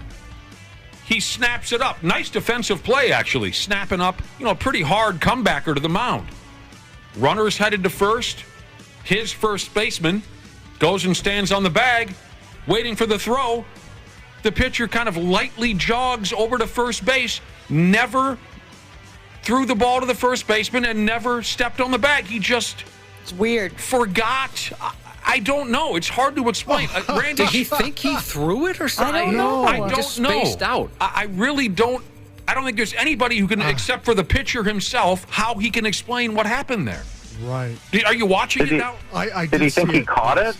No. I'm not watching it. No, because so. he started heading for first base, Brad. Right? Yeah, clearly bounced. It clearly bounced. But it was a great play at first. Yeah, he made a but snappy you know play. What, though? He may have thought that he caught that. I don't think so. That may be the only explanation. Well, why would he jog towards first then? Well, just because his momentum kind of took him that way. Oh. Randy, even though I just got done saying only the pitcher can tell us what happened, I just really don't think he thought he caught a line drive. I think it happened so fast off the bat. That's just my... And just looking at it now for like the third time... Is this up on our website, Ashley? Yes. It is. It came so hard off the ground that maybe he just... I don't know. Blanked out that he thought he had caught it in the air. Has anyone seen any comments from this kid No, after the game? No. Neither have I. No. I'm not in a position to watch this, but did he take the ball and throw it around the horn? No. Just jogged over to first like he was at the very and then realized, oh my gosh, wait a minute, I need to touch the bag and it's too late. I think he just short-circuited for a second. Yes, I think that's the only explanation is that somehow, some way, he just lost his purpose. Yeah. And I feel terrible for the guy. He looks very young. The A's are having a miserable season. They're in a miserable situation. Do you think it's a situation where he thought, wow, that was a heck of a play I just made?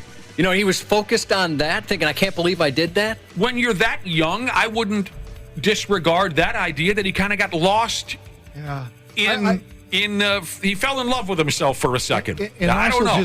Just looking at the video, I'm not sure the first baseman helped him any by wasn't really stuck his glove out throw me the ball. I mean, for Christ's sake, he's expecting an underhand over there. Yeah. You don't need to get your glove up for that. At any One rate, of the best parts of the video, though, is the The batter. First baseman, first base coach too. Yeah. Oh yeah, the first base coach is loving They're it. both just totally pumped. Yeah. Check out the video. We can sit here all day and try to figure out what the hell happened there, but that's just crazy. check out the video. If you're a baseball fan, I guarantee you've never seen anything. This has never happened before. At least not on tape. There's no evidence of this.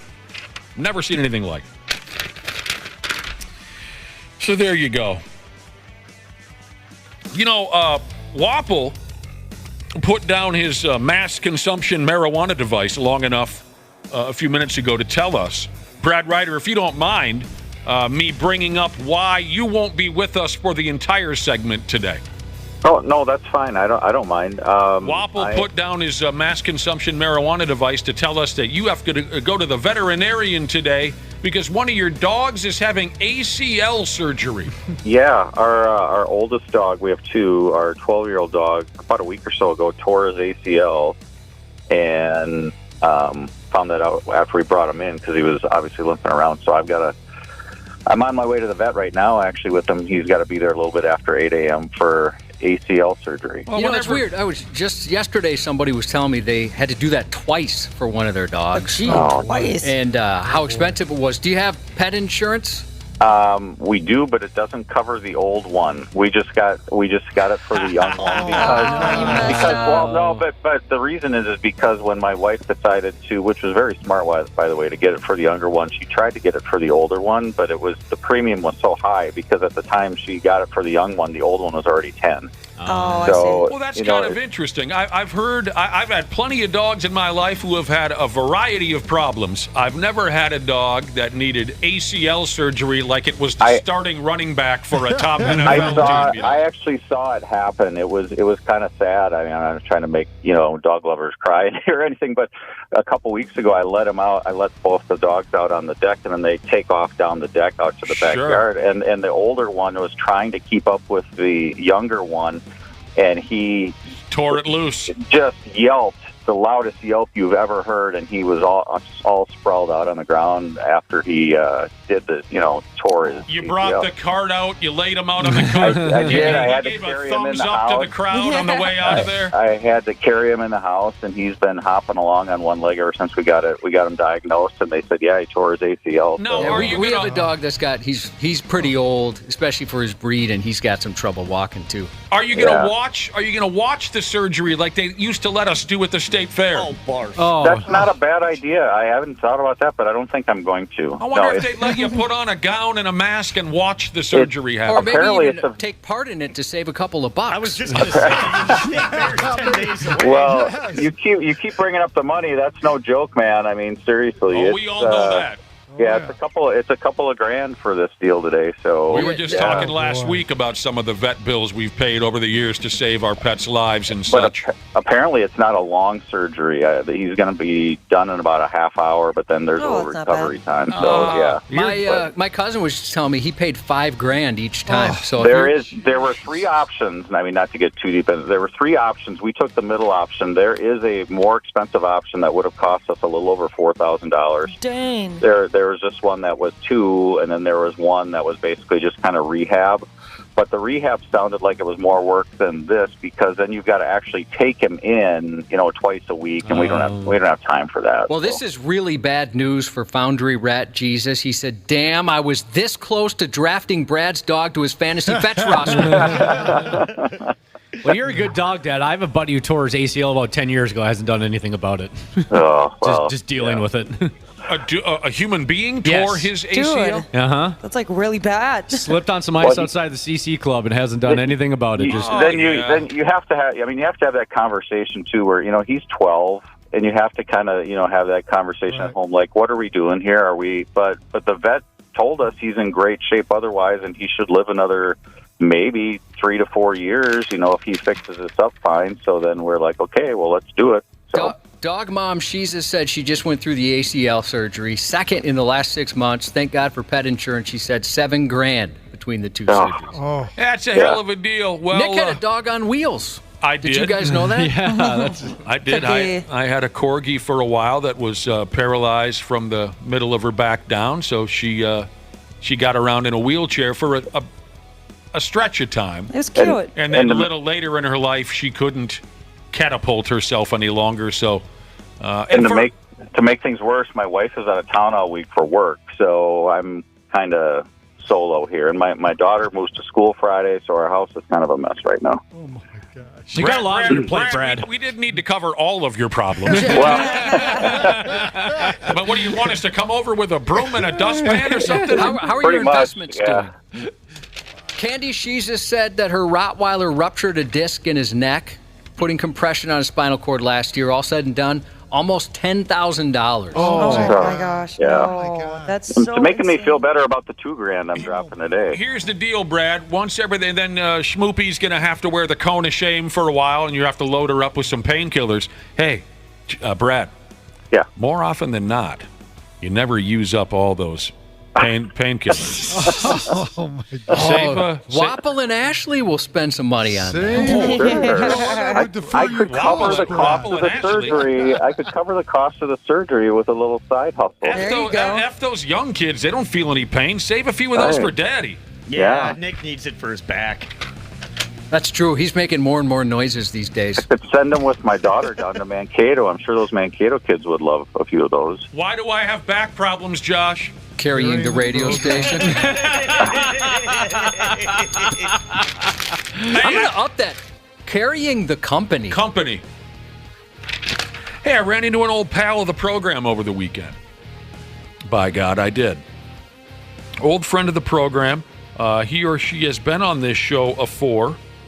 Randy probably knows he or she best. Anybody want to guess who it was that I ran into over the weekend? Timmy McNiff. It was not Tim McNiff. It was not the sock monkey. Dave Schwartz. It was not Davey Schwartz, but that's also a good guess. Wonderful guy, Dave. Rena Sargentopoulos. It was not Rena's Sargentopoulos. Eric Perkins. It was Eric Perkins, and he was wasted. He always kind of seems wasted, even when he's not. He's got so much energy. No, he was fine. He and I, we ended up at the same grocery together. Oh, nice. Huh. Yeah. Eric Perkins. We had a nice little chit-chat, Randy Shaver. You have fond memories of Eric Perkins? Sure. He's doing very well. He's doing well. He's doing just great. First time I met Eric Perkins, he came to my high school to do one of those Perk-It Play bits he used to do. Oh, God. Sure. And all the kids were very excited because he was doing something in, I think it was the wrestling room. There was a wrestler he was featuring in one of the things, and all the kids were excited to see him and stuff. And there's this one gym teacher who likened himself to be the cool teacher, you know. And, sure. And he could tell he was jealous about the attention he was getting. And he goes, Perk-It Play? More like jerk-it play. Did you look around like, how about that one? That was pretty good, he was like, kind of like nudging me, like, right, I got him. Like, okay, dude. Didn't you work with him? Yeah, I did for a number of years. K-Twin? Yeah, He says hello to everybody. Nice. Eric Perkins. We had a lot of fun with Eric. Times we've been lucky enough to hang out with him. Yeah, we had some damn laughs. Funny guy. But that's over now. He liked his donuts to be microwaved for 40 seconds. Seriously? Mm-hmm. Microwaved a donut? He liked it to be warm. I never knew that. So you were really you were his donut bitch? It was one of the tasks at the time. Yes, I was assigned to microwave Perks donuts for him. You've come a long way. Come a long way. Come a long way. Man, it was fun to watch the Twins and the home plate umpire frustrate the hell out of the Phillies and their fans yesterday, wasn't it? Yeah, I guess. That was a beautiful thing. Twins won 3-0 yesterday, took the series. Right. This team is so funny. That's what I love about this team. They'll go to Detroit and they'll lose 3 or whatever it is, then they'll go to Philly and win 3. I love it. That's why you heard it here first. I think this is a year they F somebody's world up in the playoffs and just come out of nowhere. What? The Twins, they have it. They a terrible division. I think this might be the year they F somebody's world up. Sonny Gray was great. They just got enough offense to get the win. The bullpen actually was rock solid. Yeah. That was so much fun to watch. Everything came together yesterday. What was the kid's name for Philadelphia? Bohm? Alec Bohm? Yeah. He looks I don't blame him, though, either. No, that was not a strike. No, it was not a great pitch. But that was very dramatic. Bases loaded. Thielbar's on the bump. Yep. And he throws that 3-2 pitch, called strike 3. And the kid wets his pants, chucks his bat, chucks his helmet. And then, of course, Bryce Harper is up in the next inning. And, of course, you can't look at him wrong without, the especially in that atmosphere. The Phillies were pissy, Then Harper comes up. He didn't like a couple of strike calls. Here comes the Phillies manager. He gets tossed. That was a lot of fun yesterday. It was. Now they start a stretch where they got a lot of home games the rest of the month. Mm-hmm. And they got 2 days off this week, which is kind of weird. Mm-hmm. Yeah. There's a lot of teams that have 2 days off this week. Yeah, the schedule's a little different this week. But we should follow suit. Yeah. 0 days off this week. They get the Tigers this week for a couple of games, and then I don't know who they got this weekend. Pirates coming to town. Pirates have been struggling terribly. So, and I think the Rangers come in next week, which will be kind of fun. So if it's the Tigers and the Pirates, probably looking at a tough week. If recent history is any indication, this team has not done as well as they should against teams that struggle. Yeah, they'll struggle against Detroit and Pittsburgh and then sweep Texas. Yeah, it's amazing. Right. Day off today, like we said, but that was good times yesterday. Yep. 3-0. Sonny Gray's a tough bastard. He's a tough bastard. He is. Keep this in mind, Twins fans. You might want to buy a hoodie or a stocking cap, by God, if you're planning on going to a game. The World Series could end in November for the 3rd straight year. Wow. It will start on a Friday for the 2nd year in a row. Major League Baseball says the series will start on October 27th, putting a possible 7th game on November 4th. October 27th? Mm-hmm. Mr. October. There you go. They changed the playoff format structure a little bit last year, and we weren't in it, so we probably didn't pay as much of attention to it. But to your point, they could actually sneak up on somebody this year because they will host all 3 games of that best-of-3 series. Oh, yeah, division winners. Yeah, as like the 3 seed. I think if the season ended today, they'd play Toronto, but they'd get all 3 games at home. It's tough to follow, Brad Ryder. I'm going to have to go along with what you're saying because it seems like they put some kind of new spin on the playoffs every year. I'm not sure how it works. If they win the division, they will be the 3 seed, and then they'd play the 6 seed, which would be like the last wild card. And they would play, it's a best-of-3 series, but none of them are on the road. The 3 seed gets to play all of them at home. So they might have a shot to do what you're saying. And if they're all still tied, they'll have sack races on consecutive Sundays until winner's determined. That sounds like a good way to blow out an ACL right there. This is cute right here. Oh, geez, Jesus texted in. He says, you saw Eric Perkins at the grocery store. Was he working at the grocery store? No, he wasn't working at the... Come on. No. Wasn't working there. You want a couple of wacky baseball facts? You mind if I throw those your way? Brad Ryder, Randy Shaver? Sure. No. This one hopefully no one's been smoking any geef this morning, because this will blow your mind. All the years of Major League Baseball. There's been 147 years of Major League Baseball now, officially, as of a few days ago. But there have only been a total of 20,459 Major League ball players. That includes everyone who's played the game, down to those who just appeared in one game. So for comparison, the smallest big league stadium is Tropicana Field, where the Rays play. It has a capacity of around 25,000 seats, meaning every player who's ever made the majors could fit inside and it still wouldn't sell out. Wow. That blew my effing noggin to think wouldn't you think there'd be so many more? Oh, yeah. With how long it's been? Yeah. Well, you got to remember way back, there weren't that many teams. True. Right? True. So not as many players. So right, but still 147 years of baseball. And you think the amount of players that got called up for maybe a week at the end of a season would be, greater. Yeah. Right. And pad that number a little bit more. I don't know, some stoner info there for you. 70 years ago today in 1953. A fella by the name of David Mulaney noticed his son was having a difficult time playing baseball because he was always breaking windows or losing the balls on the school roof. And the kid also couldn't develop much of a curveball, so Mr. Mulaney took a round-shaped perfume carton. I'd have to see that to understand what I'm even saying. A round-shaped perfume.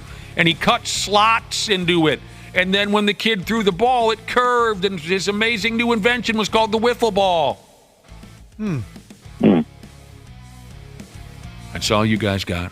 That's it. I like wiffle ball. Today is National Wiffle Ball Day. That's all you got after all that.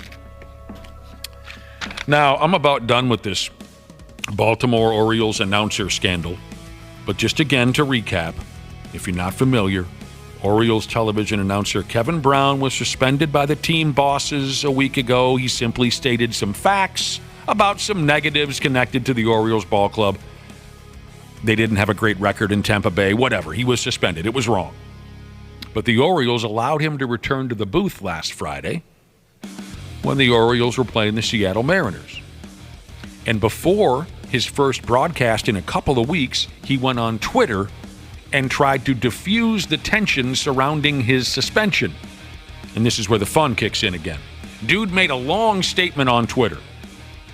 And some Oriole fans are convinced that Brown likely did not make the statement under his own volition, or that the statement was written up by the Orioles PR department. Didn't it seem like it was written up by the Orioles PR department? Would not surprise me. I guarantee you it was written up by the Orioles PR department. It sure read like that. Some of what Brown tweeted were things like, recent media reports have mischaracterized my relationship with the organization. I have a wonderful relationship with the owners and the front office, and they've supported me all along. I ask that everyone disregard the distracting noise of the past few days. I've worked closely with everybody, and we're all good here in Birdland, he said. Oriole fans tweeted some hilarious stuff. Like I said, they don't believe that this was legitimate. One tweet simply said, FBI, we have a hostage situation. Another said, David Murphy, what's his name again? Kevin Brown, blink twice if you're being kidnapped. Whoever this is, please give Kevin his phone back. That's funny. That is pretty good. Well, whatever Baltimore is doing, they're doing it right, because they are, other than the Atlanta Braves, they are the best team in baseball. So they're cooking. They are. They're playing extremely well. There's just no doubt about it. What a great story. Moving on to football. Again, with the rankings, that's all anyone wants to do anymore is rank things connected to sports, players and this and that. I'm more of a ratings guy. I like looking at ratings, although I will admit finding this program at the top of the local morning show ratings has become a bit mundane. My God.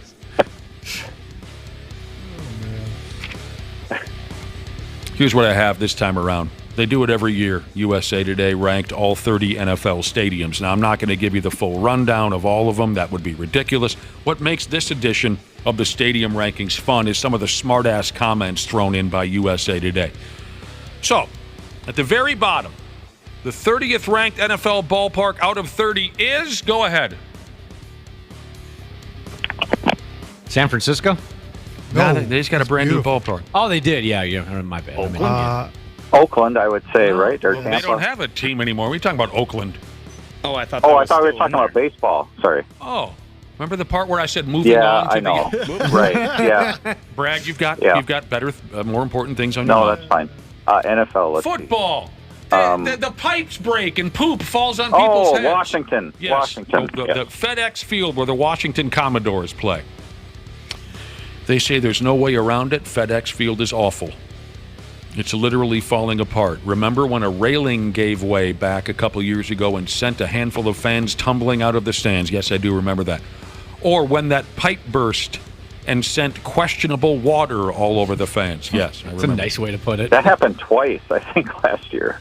Yeah, I think you're right. Not only will the stadium actively work against you, they say, you sit in hours of traffic to experience a team that hasn't made it out of the wild card round since 2005. And they say tickets are $70 each. Is that good, bad? I don't know what that means when they say that. I actually think that's fairly reasonable for the NFL. Sounds pretty good. I'll give you some more of the fun or more interesting ones. Number 29 is Soldier Field, where the Chicago Bears play. They say Soldier Field is a bizarre mix of past and present, like if Laura Ingalls Wilder had married a cyborg. My lasting memory of being at Soldier Field a few times, it smells like urine. There's a distinct urine smell to it. Oh, really? Yeah. I was there many years ago, but it was cold enough to where I don't think urine could create a smell. But Sure. anyway, they're trying to upgrade it, but there's also some older features that you can't deny. Limited legroom, long wait lines. They say long wait times to see whichever underwhelming quarterback happens to get sacked that day. The Superdome in New Orleans is number 27. They say it was a marvel when it first opened, but that was almost 50 years ago. It's a dump now. They are trying to upgrade it, but there are some good things about it. They say they are trying to redo Soldier Field too, Yeah, right? Aren't they talking about building a new stadium? Yeah, I've heard that, yeah. Or building upon the old one. I don't know. Nissan Stadium, where the Tennessee Titans play, they say your Madden create a franchise stadium come to life. It's not memorable in any way. Yeah. Highmark Stadium, where the Buffalo Bills play. A garbage stadium surrounded by garbage fans. Bogus. That's rude. That's how one visiting Patriots fan described the joint. Sure. Well, they're getting a new stadium, too, I was in a going couple to say, years. they're building a new stadium too, right? Yep. Yeah. Number 23 on the list is Raymond James Stadium, where the Tampa Bay Buccaneers play. They say there's a pirate ship in the middle of the stadium. Fun. I like that. And when you have that, the end zone seating options are a little limited, but they say it's a fine stadium. Number 22, MetLife Stadium, where the New York Giants and Jets play. They say it's fairly new, and that means it's got some modern amenities, plus feral cats. Oh, fun. 21 on the list, Empower Stadium at Mile High, where the Denver Broncos play. They say it catches on fire more than an NFL stadium should. Shouldn't one time be more than an NFL stadium should? Wow. Randy Shaver, did you know? Now we're getting into the top. Number 11, I'm not going to go. Number 11 is Hard Rock Stadium, where the Miami Dolphins play. Randy, do you know that when you go there, you can buy a Shula burger, and you know you're eating a Shula burger because the bun is branded to say Shula. Oh, interesting. I think I'd like a Shula burger. Yeah. Number 6, the new Metrodome. They say there's no describing just how much of an upgrade the new Metrodome is over the old Metrodome. Yeah, sure. Nah, I disagree. That's a little higher than I thought that would be. Yeah, there's not much charm to the place. It's been falling into the top 5, 6 since they built the place. I'm not saying it's awful, but I would think it would be a little lower. But. And every time you drive by, there's panels falling off. They got that giant, ugly fence around the whole thing. Yeah, the fence really doesn't look good. I've been inside the joint a few times. I think it's okay. I wouldn't. I don't know. I just think it's okay. I don't like indoor stadiums. 5, I'll go 5-1. 5, Lucas Oil Stadium in Indianapolis. 4, Allegiant Stadium, where the Raiders play. 3, where the Falcons play. 2, where the Chargers and Rams play. And number 1, people are still drinking the Kool-Aid on this nonsense. Stupid-ass, overrated Lambeau Field. Lambeau's a good time. Overrated as hell. I know there are some people here in town who still get a laugh out of hearing the name Fred Smoot. Yeah, heck yeah. Some because he has He's a silly... great party planner, that's for sure. Yeah. We all know that. Right, because he was part of the old Vikings bang boat scandal from years ago. He's got a silly-sounding name. Some like to hear his name just because he's kind of a moron. I mean, the anniversary's coming up for the Love Boat. Oh, yeah. October 6th. You always every forget. Year. I always forget that it was, in October. You think of a boat party, June, July. Right. Because it was during the bye week, wasn't it? Yeah. Sure, yeah, it was during the bye week. So for you folks who still can't get enough of Fred Smoot, maybe you'd like to know that Fred got arrested in Virginia a couple days ago for a misdemeanor. He's got a history of encounters with the law. A few years ago, he was taken into custody for failing to appear in court for minor traffic violations. Just the way you'd think a grown person would deal with that kind of thing. You just run away from your responsibility. Speaking of responsibilities, the latest word on Fred is that he was thrown into jail for a misdemeanor charge related to failure to comply with support obligations. Is that like child support? Is that Yes. what I should assume? I would guess so. Indeed. Yes. So, it sounds like Fred's having a hard time growing up.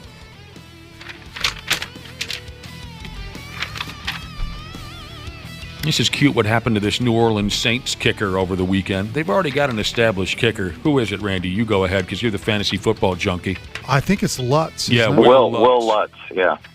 But, they run a backup in there, for the preseason, the fake games. They got a rookie on the roster named Blake Groupie is my guess at his name. It's not going to matter here in a couple of days, but Blake Groupie. Rookie kicker from Notre Dame or something. He ended up kicking the game-winning field goal in their pretend game against the Kansas City Chiefs yesterday, day before. But what was funny about it, because he's so damn young-looking, and they've got, 119 guys on the roster this time of year, he almost didn't get on his way into the field, security stopped him for not having credentials. He's playing on the friggin' team. For warm-ups, you mean? Yeah. Well, but before He's got his uniform on, doesn't he? Well, well, maybe he didn't. Maybe he just wanted to walk out on the field. Oh, sure, yeah. Well, they just called it pregame. So, yeah, I guess I don't know. As he was leaving the game, security stopped him, thinking he was a fan trying to walk into the player exit. And you would think he'd still have some semblance of his uniform on after the game, right? Right. That's hilarious. And I'm sure he's walking confidently because he knows what he's doing. It's not like he's a nervous kid trying to sneak backstage. I love that. Speaking of preseason pretend football games, Kevin Harlan's being forced to call preseason games? Well, those guys do some of those games. That would suck to call preseason. Especially the national games, if that's what you saw. God, if I was Kevin Harlan, I'd say, no, call me when the real thing happens.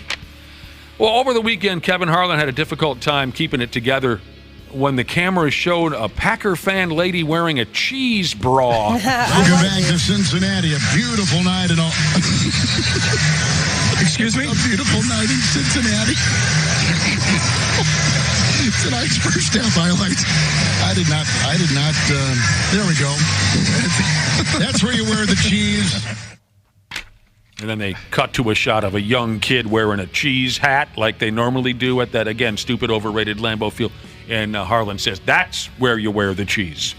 She's wearing a cheese bra, Randy. That's all right. Yeah, that is all right, isn't it? Nothing's wrong with it. She was wearing something more than that. Yes. Just so She had, people like, a don't shirt get on that under. visual. Yeah, that wasn't the only form of support, apparently. Yes. Theater of the mind, you guys. What's the matter with you? Get some clicks on our website. All right, real quick, a hockey note here that's upsetting. The end has been slowly but surely creeping up on us. But I think it's fair to call this the official beginning of the absolute end. The Quebec Major Junior Hockey League has banned fighting for the upcoming season. People who fight will be automatically ejected and face suspension. Any instigator of a fight will face an automatic 1-game suspension. Anyone declared the aggressor will be suspended for at least 2 games. It's over. And it's too bad. Nobody's with me on this? Well, it'd be interesting to see how many people actually do fight. Yeah. There'll still be some, probably, but Brad, not don't a try lot. to cheer me up, Brad. Don't try to cheer me up on this. Try It to sucks. cheer him up. Yeah, it's bad. I love fighting in hockey. I love the cement head attitude. That's what made me fall in love with the game. Don't get me started on what it used to look like out there, because it just sickens my stomach. I mean, some of the greatest players that ever played came from the Quebec Major Junior Hockey League. They're rolling over in their graves, and some of them aren't even dead yet. Guy Lafleur, Mario Lemieux, Mike Bossy, Sid Crosby, Pat LaFontaine, Dennis Savard. You think Dennis Savard is enjoying this news, Randy? You're wrong. There's no place in the game for fighting. No place. Wapple said, right?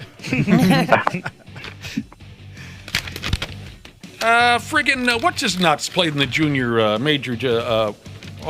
Sorry. Bobby Smith played in the Ontario. A tennis match the other day got interrupted by someone blasting the horrible song Cotton Eye Joe. I just thought it was funny. I've never had that happen, let alone with Cotton Eye Joe. I was like, is this really happening right now? Of all the songs, it was just like, what is going on? This happened at the Canadian Open tennis tournament, and the Canadians, as I just mentioned, made that terrible decision with the Quebec Major Junior Hockey League. The Canadian Open had a tennis match happening, and someone started blaring that awful, that's got to be one of my least favorite songs of all time. Cotton Eye Joe, I can't stomach that garbage. Right up there with Black Betty. Well, Black Betty, well, shut it. I hate that. I freaking hate it. I love Black Betty. No, why? What's there to like it? It's like getting beaten over the head with something. Ram Jam. That sucks. That sucks so bad. I may take this opportunity to bow out. Nobody was counting on you anyway, Waffle said. So, hey, good Brad, luck today, Brad. Yeah, good luck with your bubby. Thank you. We'll talk to you Wednesday. Goodbye, Brad. Bye, Brad. His little bubby's got to have knee surgery. His little puppy dog. The knee. Always the knee. Good question by this listener. If you're going to interrupt a tennis match, they should be blasting Manny Pacquiao singing Sometimes When We Touch. You're right about that. Oh, what else is going on? Because we could wrap it up at one point or another here shortly. Today's the big day for high school athletes. What does that mean? Today, fall. They lower the drinking age to 18? No. Fall practice starts. Every sport. High school. 2 days begin. Yep. High school football, volleyball, all that stuff starts today. F me running. But rough day for it weather-wise. Yeah. They'll be in the gym. Sucks outside. Oh, is it pouring rain? Yeah. It's supposed to be nice and chilly and rainy. Yeah, I like that too. Well, there you go, high school kids. That's another sign that summer's over, right? Yes. Bye. Don't hurt yourself. I'm with Ashley. Don't get hurt. Between that and the fair starting next week. I remember. Oh, this is okay. What do you call it again? You just said something out loud. What do you call it? Fall practice? 2-a-days? 2-a-days. 2-a-days. Yep. I remember when I was a senior in high school, we had a pretty good high school football team, and one kid was like a terrific offensive lineman, and he's riding his bicycle to 2-a-days, and he crashed, and his knee came off, and he couldn't play football the whole year. Oh, no. Ah! That sucks. Oh, I thought it was kind of fun. Nobody enjoys the suffering of other people more than you. Your dream is destroyed. This thing you've been working for your entire life and have one chance at. Give me a break. It was high school football, for God's sake. But there he went. He came limping into school. What happened? Oh, 2-a-days, huh? No, I was riding my bike to 2-a-days, he says. It was fun. You guys weren't there. It was friggin' fun. Josh. What? How about that speech that Dwayne Wade made to his dad at the NBA Hall of Fame setup they had over the weekend? Did you see that, Cubby? I did not see that. That was really touching. Really nice. Is this going to make me cry? Yes. Well, yeah. I mean, Dwayne Wade. Who else went in? Pau Gasol and a few others. Great class. Popovich, Tony Parker. I know. But Dwayne Wade got up there and asked his dad to stand up and spoke directly to his dad. It was it was a beautiful thing. Do you have that? We don't have that one. Oh, we grabbed a couple other ones. What did you have? What? What? We grabbed the Dwayne Wade? Yeah. I don't have it. You don't have it? What did you have, Cubby? I requested it. I didn't get it. Yeah, you have to send that to me then if you grabbed it. Yeah. I've got Pau Gasol talking about Kobe Bryant, and then Popovich getting cut off and saying, "You can't cut me off." Oh, I didn't catch that, but I'm sure folks got a kick out of that. The person who elevated my game like no other, who taught me what it took to win at the highest level, who showed me how hard you had to work and the mentality you needed to have in order to be the best, the commitment you had to make, what it meant and what it took to be a leader. Kobe. And then Popovich. Thank you for your patience, but that's the first reason why I'm standing here. The second reason involves one word, so it's going to be quick. That's great, huh? One word, and that word is duh. I'm not done. I've been waiting for this a long time. I'm not done.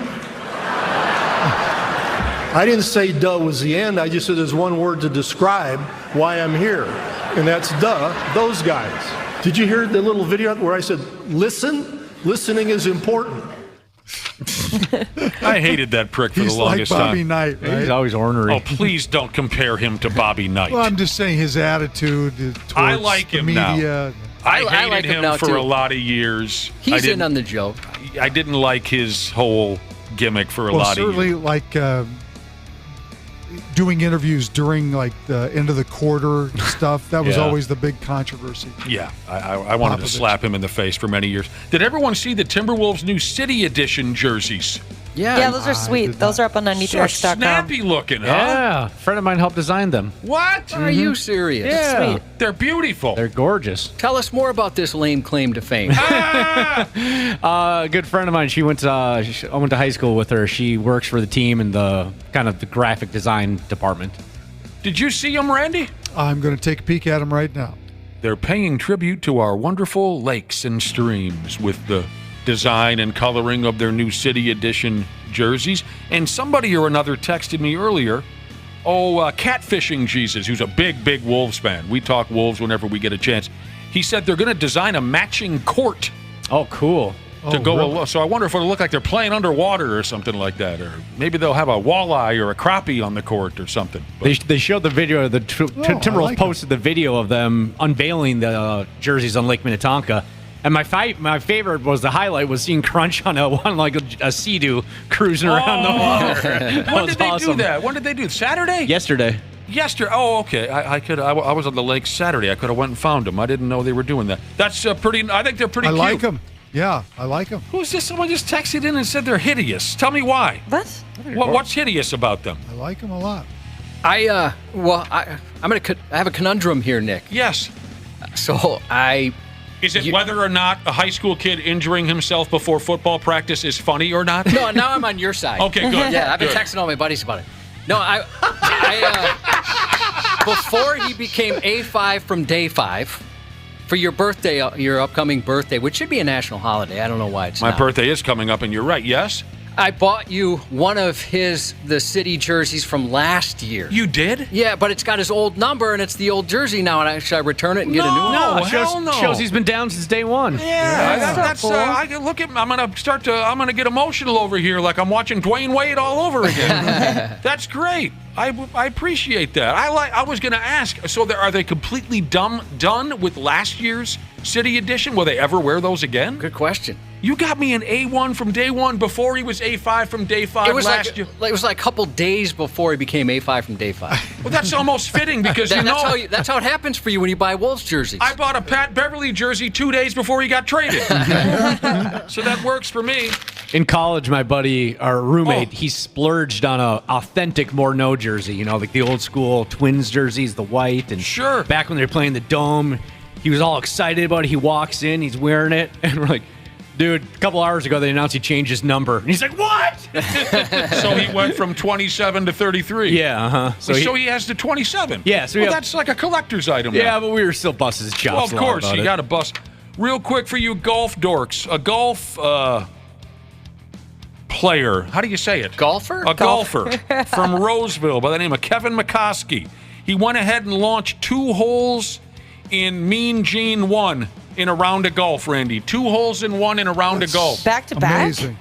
Well, no. I was going to say, dang. Same round. Same round. Still, that's impressive. He was Yes, playing. it is. Well, yeah, it says here the odds of making 2 holes in 1 in the same round of golf for an average golfer is 67 million to 1. Oh my gosh.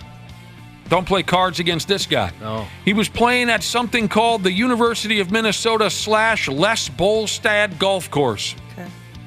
He'd never had a hole in 1 of 4, Randy. That's amazing. I'd kill somebody to make that happen. I'd be excited if that happened on the mini golf course. I had this past weekend, actually, on Saturday, I was golfing, and I hit a great shot, and I couldn't see where it went, but I know that it soared right for the green. And for a second, I thought, did it go in the hole? It didn't. And I lost it, actually. But one of them was a 146-yard shot, Randy Shaver. The next was by way of a 139-yard shot, both with the old 7-iron. Wow. That's unbelievable. I just got a Very text. impressive. I got a text from Hot and Spicy, Crunchy, Nutty, Tasty, Chewy Jesus about the Wolves' new City Edition jerseys. What the heck does that design have to do with wolves or cities? Were you not listening a couple minutes ago? They made the design to honor our lakes and streams and bodies of water. Listen once in a while, Hot and Spicy, Crunchy, Nutty, Tasty, Chewy Jesus. You know what? I hope you're on your bicycle on your way to two-a-days.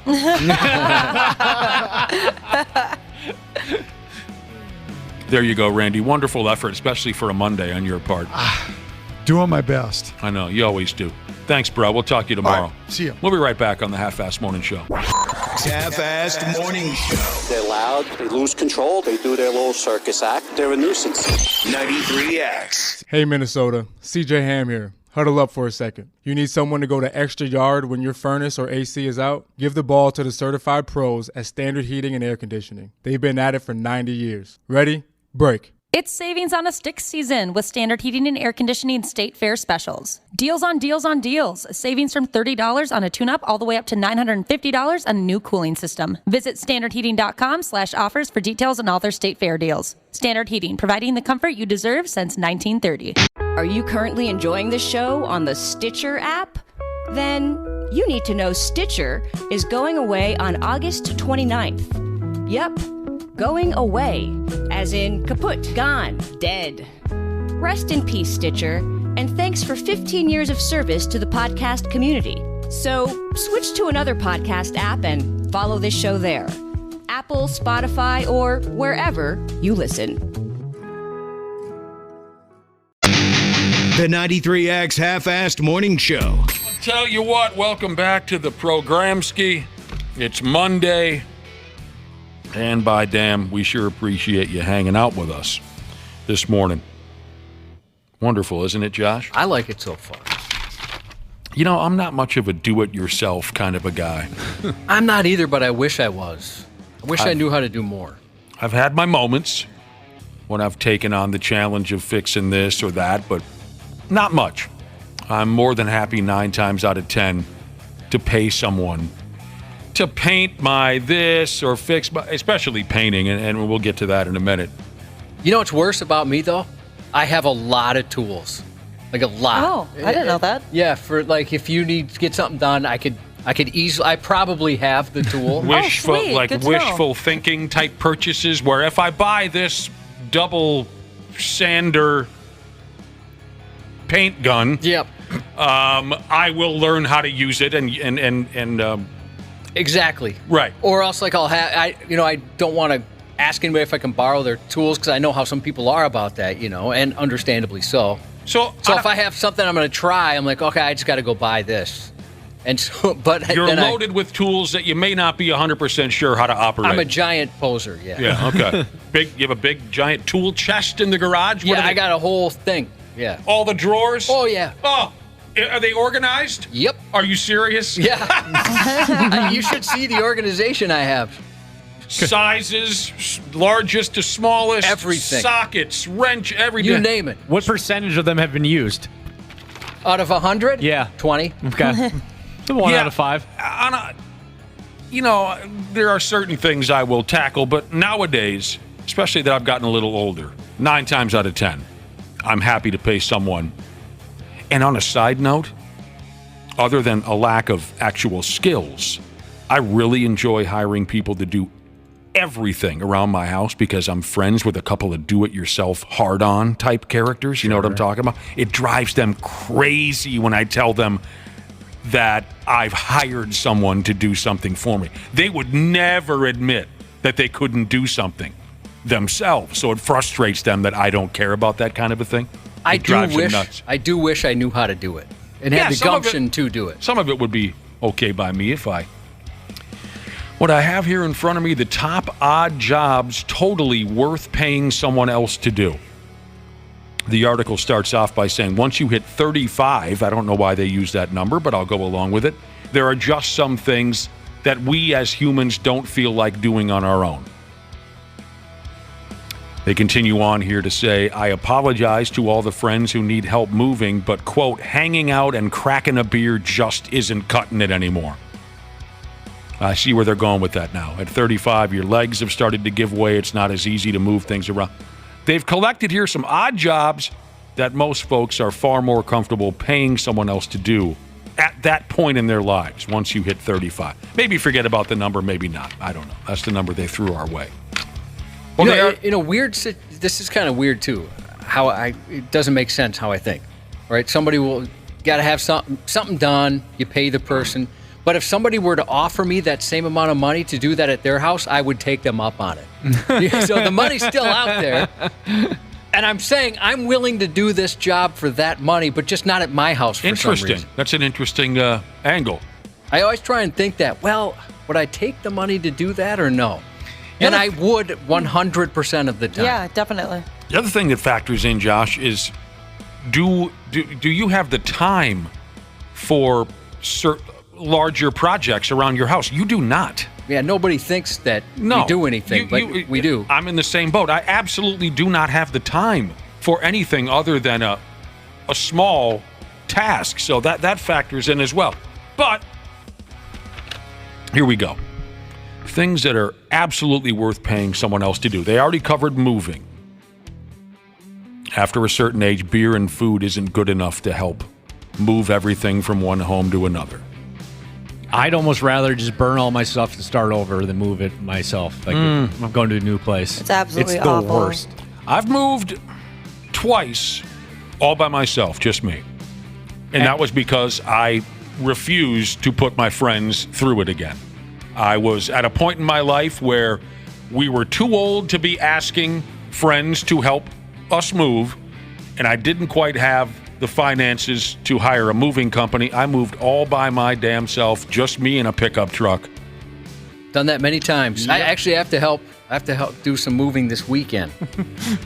So who are you moving this weekend? My stepdaughter's moving. She's getting from one apartment to another one. She's 20-some years old. That's prime age to ask your friends to come drink and move. I don't know why we're being asked. I agree. That's ridiculous. Just like Randy Shaver. He's 75 some odd years old now. He recently, remember we busted his chops about this? Yeah. He was part of helping his son move to Iowa. Why are you involved in this? At that age, you ask your parents. That's the first person I ask. My mom just helped me move. Yeah. No, you don't. I asked my friends right away when I was Yeah, that age. I would never do that to my friends. Oh, totally. Why are you doing it wrong, Ashley? No, I said I would never do that to my friends. What the hell? Yeah, you're doing it wrong. They would never like that. At your age, in your 20s, this is when you get your friends to help you move. You pay them with pizza and beer. They would literally never do that. Are you not American? Are you not from America? Never. Ashley, so she just moved recently. She moved in with her boyfriend, and at the house she was moving out of was right down the street from my girlfriend, and I knew Ashley was going to be moving. Guess who showed up right as that truck got completely filled? Yes, perfect timing. It was unbelievable. You showed up? Yeah, they were about to almost pull the damn thing down. The truck was filled to the brim. Like, all right, what can I do to help, guys? I'm here. Would you put one box in there? But did you try and show up to move? Is that what you're saying? No, or it just so I happened? just knew she was doing it, so I popped by to see how they were doing, and I timed it out just perfectly. Ashley, it's wrong to ask your folks. They're old. It's not right to ask old people to do things like that. I guess the reason I asked my mom that more specifically. She's really good at that kind of stuff, and she's Packing really or good moving? At packing, moving, organizing, and she's really good at cleaning. And so she's just You could tell she was running that around. show, Ashley, Oh, from yeah. the 10, 15 minutes I was there. absolutely. She got there. She's like, let's get this done. You know, Nick, with buddies especially, how it's like a dance that you've never learned, but when you're moving big stuff, you just figure each other out. You know the angles when you're moving a couch or something. You don't have to say a word and you can get it going. My wife does not have that at all. And she is like a dancer, right? She's danced her whole life and she's very graceful and all that kind of stuff. But when it comes to moving, she is terrible. I've never met someone so bad where she couldn't figure something out. She just hit walls all day, or It's what? ridiculous. Usually hurts herself in some way that is so dumb nobody else would do it. Dragging the feet of the chair along the wall. It makes no sense. I love that. You have people where you don't have to say a friggin' word and you know exactly where to go, exactly what to do. Josh, you are quite a terrific stepdad combination. I've always respected you as a parent, but I'm going to step in and say, you are not helping your stepdaughter move this weekend. She shouldn't be asking you to do that. Well, and she's got 4 roommates. Now that I think about it. No, you're going to say no. I'm going to say no, but I already said yes. If she needs to borrow a sliding compound miter saw, I can help her. What are you getting out of this? Are you getting anything? Nothing. Taking you out to lunch? No. What? All right, where do you go with some of these other tasks that are absolutely worth paying someone else to do? Anything that involves crawling under the house or going onto the roof, leave that to the pros. I'm not crawling under my house. I mean, I'll go up on the roof to blow some leaves out the gutter. Oh, man. I am not getting on my roof. Well, I've tried that recently for Christmas lights, right? And I got up there and thought, I'm not built for this. Oh, I don't. Go ahead, call me a wimp, whatever you want to say. But yeah, I'm not really scared of heights, but I must be a little bit. It's just the pitch is too much for me. You've got a big, tall house. I don't have a big, tall house. Wapple, what is it about your landlord's property that you're afraid of? Oh, I just hate heights. That's right. I forgot about that. Up there. But it makes it even worse in the wintertime for Josh because then everything's all slick. You're scared about that. Your roof is different, Josh. Don't get up on there. Mine is quite easy, so I'm still cool with that. Although I love a kid that used to intern here. At the same time, he was a very, very brief career. He decided to sign on with a roofing company. I don't know why he did that because he was SAWFT, soft as the day is long. But very briefly, he decided to try roofing. I love this story. Day one, he comes smooth off the top of the house. He had a broom in his hand because that's all the only responsibility they gave him was get up here and sweep the nails. That you're the new guy. You're not going to do anything. He comes smooth off the roof of the house, lands down on the patio. He said nobody said a word. They walked around him. They walked over him. Just tough luck, rookie. Nobody checks on him whatsoever. Nope. They let him lay there. You got a text from someone saying, let's have a Working with Josh segment. Pick a trade, learn about it. Painting, mechanic, plumber, etc. I would love to learn all that kind of stuff, but I couldn't leave Nick alone with you 3. He wouldn't be here. Yeah, I couldn't do that to him. It would be but valuable. I would honestly. I wish how many times have we said that? Why didn't we go into the trades? I know. I wish I knew some things, but again, you wouldn't have time to do it. You wouldn't have time to apply those skills these days anyway. You wouldn't. I wouldn't now, but it would be nice to know. It would be nice to know. Before we take a break, let's get through a couple more of these. We might be talking about this for the rest of the show. Oh, wow, I've heard some horror stories about this. Things that you absolutely should pay someone else to do. Replacing the spring on the garage door. I wouldn't even know where to begin. That can kill you dead. Yeah, I thought that's something you definitely wanted to hire someone for. Well, I don't know. I mean, when I was a kid, my old man put up the garage door system in the garage. With the spring and everything? Yes. Oh, man. Me and my dad did it, too. I don't know how my dad did it. It could kill you dead. My dad can do all that stuff, though. Yeah, isn't that what he does for a living? Like, isn't he kind of a handyman? He used to be a maintenance man for all the Roseville schools, so he'd clean or fix everything from stadium lights. He would cut the grass. He would fix the boiler room and everything. Fix the boiler room? Yeah, when something went wrong down there. Did you ever see Mankind down there in the boiler room? No. My brother and your dad could rap back and forth, Wapple. My brother's kind of a skillful dude over at the school he works at. You know who's a real nice guy? Better than Dana at Mario Kart, Jesus. What'd he say now? So, talking about my move this weekend. 4 girls in their early 20s. Where are they moving to? I'll help. Yeah, what a gentleman.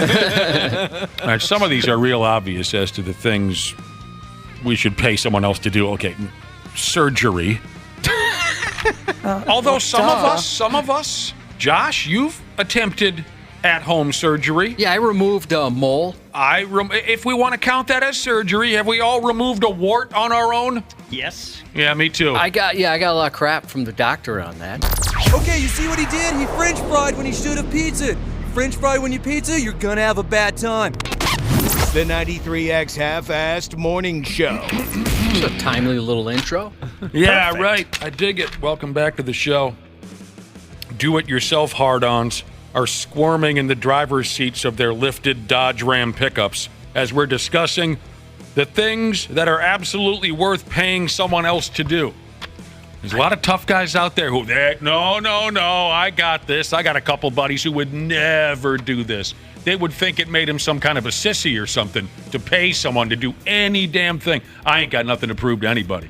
I feel like a sissy every time, pretty much. You shouldn't. I feel like the person, the contractor, whoever's doing it, is looking at me like I'm a sissy. You shouldn't. Yeah. I felt like a pretty big sissy recently. I got my girlfriend a dartboard. We love playing darts, so I got her a dartboard for the basement.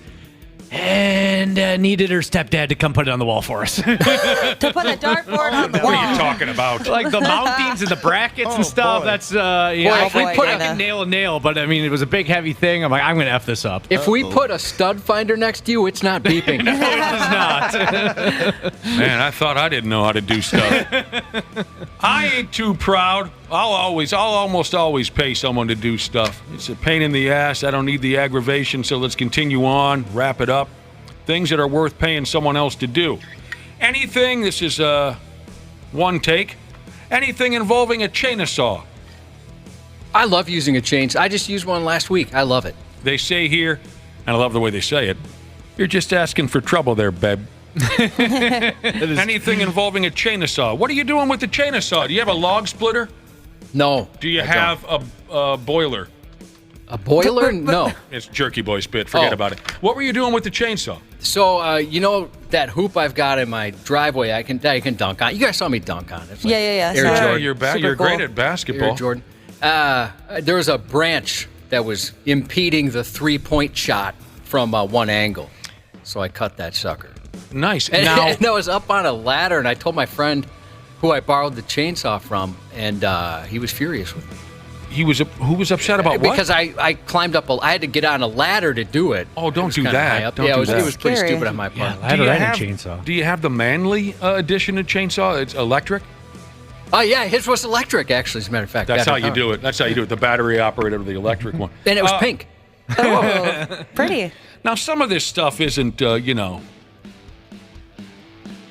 some of this stuff is a little,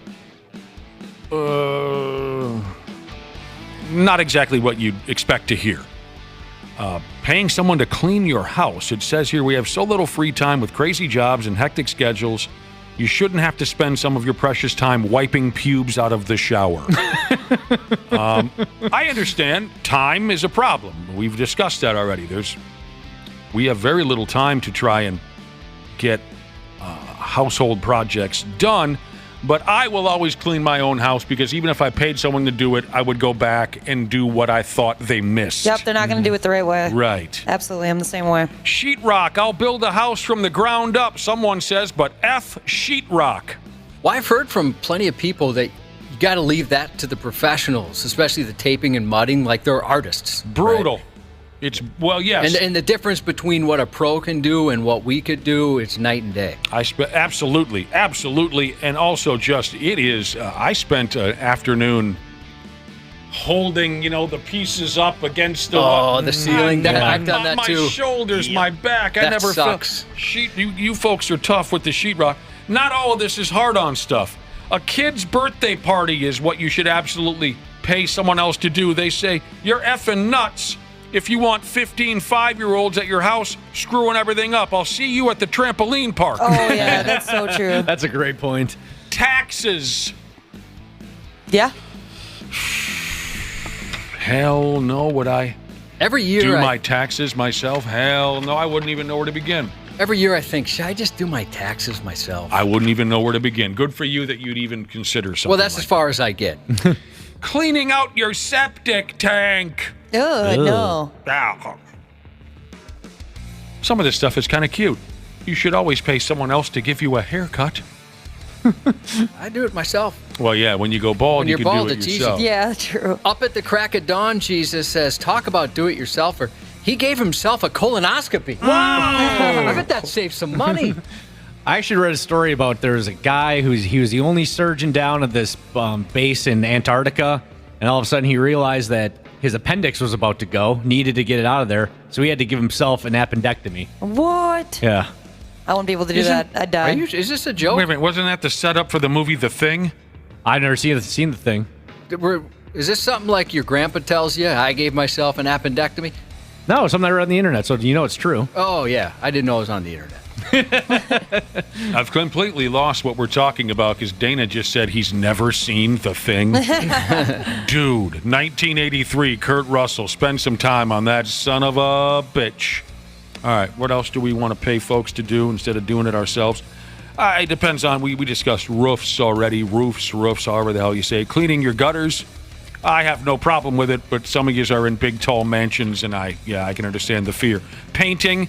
I painted, how old am I now? 50-something? 52? 30 years ago, 25 years ago, I took on the task of painting the interior of my house, some of it, and I was so pissed and so burnt out, and I hated it so much, I made a vow that day, I will never, ever, ever paint another stroke. I will always pay someone to do it, and I've stuck to that. I like painting. I don't mind doing it. I don't get you. I know people like you. I don't get how you can tolerate that for effing 10 minutes. This is kind of strange. Something we should pay folks to do. Massages? Are there actually people who give themselves massages? What are we talking about? Like your significant other, maybe? Like those massage things, they got those tools. You mean those like are this? nice. Yeah, a vibrator. Yeah, it's a vibrator. Pest control and exterminator service. Yeah, definitely. I guess if it gets bad enough, I don't know what the hell. Get bees attacking you. Oh, damn, with the bees. Every time Wapple and I give each other massages, it leads to something more intimate. I know. It doesn't have to if you don't want to. Last time Josh. Wapple's like, skip the massage, let's get to the intimacy. Yeah, I wanted to get there. Automobile maintenance makes the list of something we should pay someone else to do. And, when I was a younger guy like most of us, I didn't mind certain automobile maintenance tasks. But as now it's all a computer. I don't care anymore at all. It's so much easier just rolling into Valvoline and just sitting there and letting the dudes do it. Here you go, boys. Yep. I'll be sitting in my car here, finger banging my phone. Yep. Holler at me when you're done. They come show you the dipstick after the oil change. Like, oh, yeah, it looks good. Good change, guys. Good, nice job. Our listeners chimed in on some things that they'll always pay someone else to do. While we're on the topic of cars, detailing a car. Oh, yeah, that's incredible how they go about making it so beautiful. I want to do that. You want to? Meaning pay somebody to do that. Sure. And another listener says, can we add orally servicing my girlfriend to this list? Dude. Yeah, go ahead. You can put anything on the list. Sorry. Yeah, would you pay someone to do that for a significant other, Nick? Oh, yeah. If she requested it? Yeah. Yeah, I'd pay someone to do that. Have you ever done that, Ashley? What, pay somebody? No. Been paid? No. Orally serviced a girl. No, I haven't. Well, then you don't know what you're talking about. You haven't even been there. You ain't never seen what we seen. That's so good. I never considered that. Yeah, so the next time, if a woman ever complains that, hey, you haven't done this, you just ask them if they've ever done it. You ever tried it? Then you don't know. Although that could backfire. I feel like it's been close enough. I feel like it's been a close enough situation where I can give you crap for not doing it. Oh, now she wants to be close enough. That only count. What does that only count for? Horseshoes and hand grenades, they say. That's what they say, Cubby. Yeah. I'm sorry I blew up. That could backfire pretty quick. Sometimes a guy will go a long ways to try to prove his point. Long ways. No, what we should have done is we should have left after you brought up that point. Well, time to end the show. Oh my gosh, it is time to end the show. Just left it open-ended, you mean? Okay. Sorry, Ashley, you'll have to get back to your point tomorrow. We'll get to Ashley's answer tomorrow. Good luck and have fun to Built Like a House, Hung Like a Mouse, Jesus. First family road trip. They said they're doing the Mount Rushmore road trip thing. He said his kids are pumped, but Mama, she's not too excited. Oh. Best of luck to John having his 4th knee surgery. Owie, from Chipman Jesus. Happy 61st birthday to Cowboy from the Better Half, Sue Ellen Jesus. Happy birthday to Adelaide May, the mistress of evil. She is turning the big 06 today from Burrito Up Your Butt Jesus. This text says, happy birthday to my best friend pooping in your shoes, Jesus, on his way to work. Remember, don't trust a fart after the potluck today. That's from Pooping in Your Shoes, Jesus, his own best friend. Happy birthday to Moving from Wisconsin to Byron, Jesus, from Tired Dad, Jesus. And last week, We were lucky enough to announce the return of the Brotherhood Border Bash happening October 19th through the 21st at St. Croix Casino, Turtle Lake. Thursday night in Turtle Lake Sportsbook, The Book. We all hang out and have some fun while I wear a jacket indoors, I bet. Friday morning, despite our repeated objections, there will be an effortless live broadcast, meaning we'll put in no effort. Then Friday night, we hang out in The Book yet again. MinnesotaFatLoss.com and Stittsworth Meats are our kind sponsors with affordable radio guy salary room prices, courtesy of St. Croix Casino. You can book your trip now at 93x.com. The 93X Half-Assed Morning Show. 93 Turds. The 93X Half-Assed Morning Show podcast is sponsored by Standard Heating and Air Conditioning. New episodes drop each weekday. If your podcast platform has ratings, go ahead and give us 5 stars and maybe give our enemies 1. Thanks, and here's a word from our sponsor. It's savings on a stick season with Standard Heating and Air Conditioning State Fair specials. Savings from $30 on a tune-up all the way up to $950 on a new cooling system. Visit standardheating.com/offers for details on all their State Fair deals.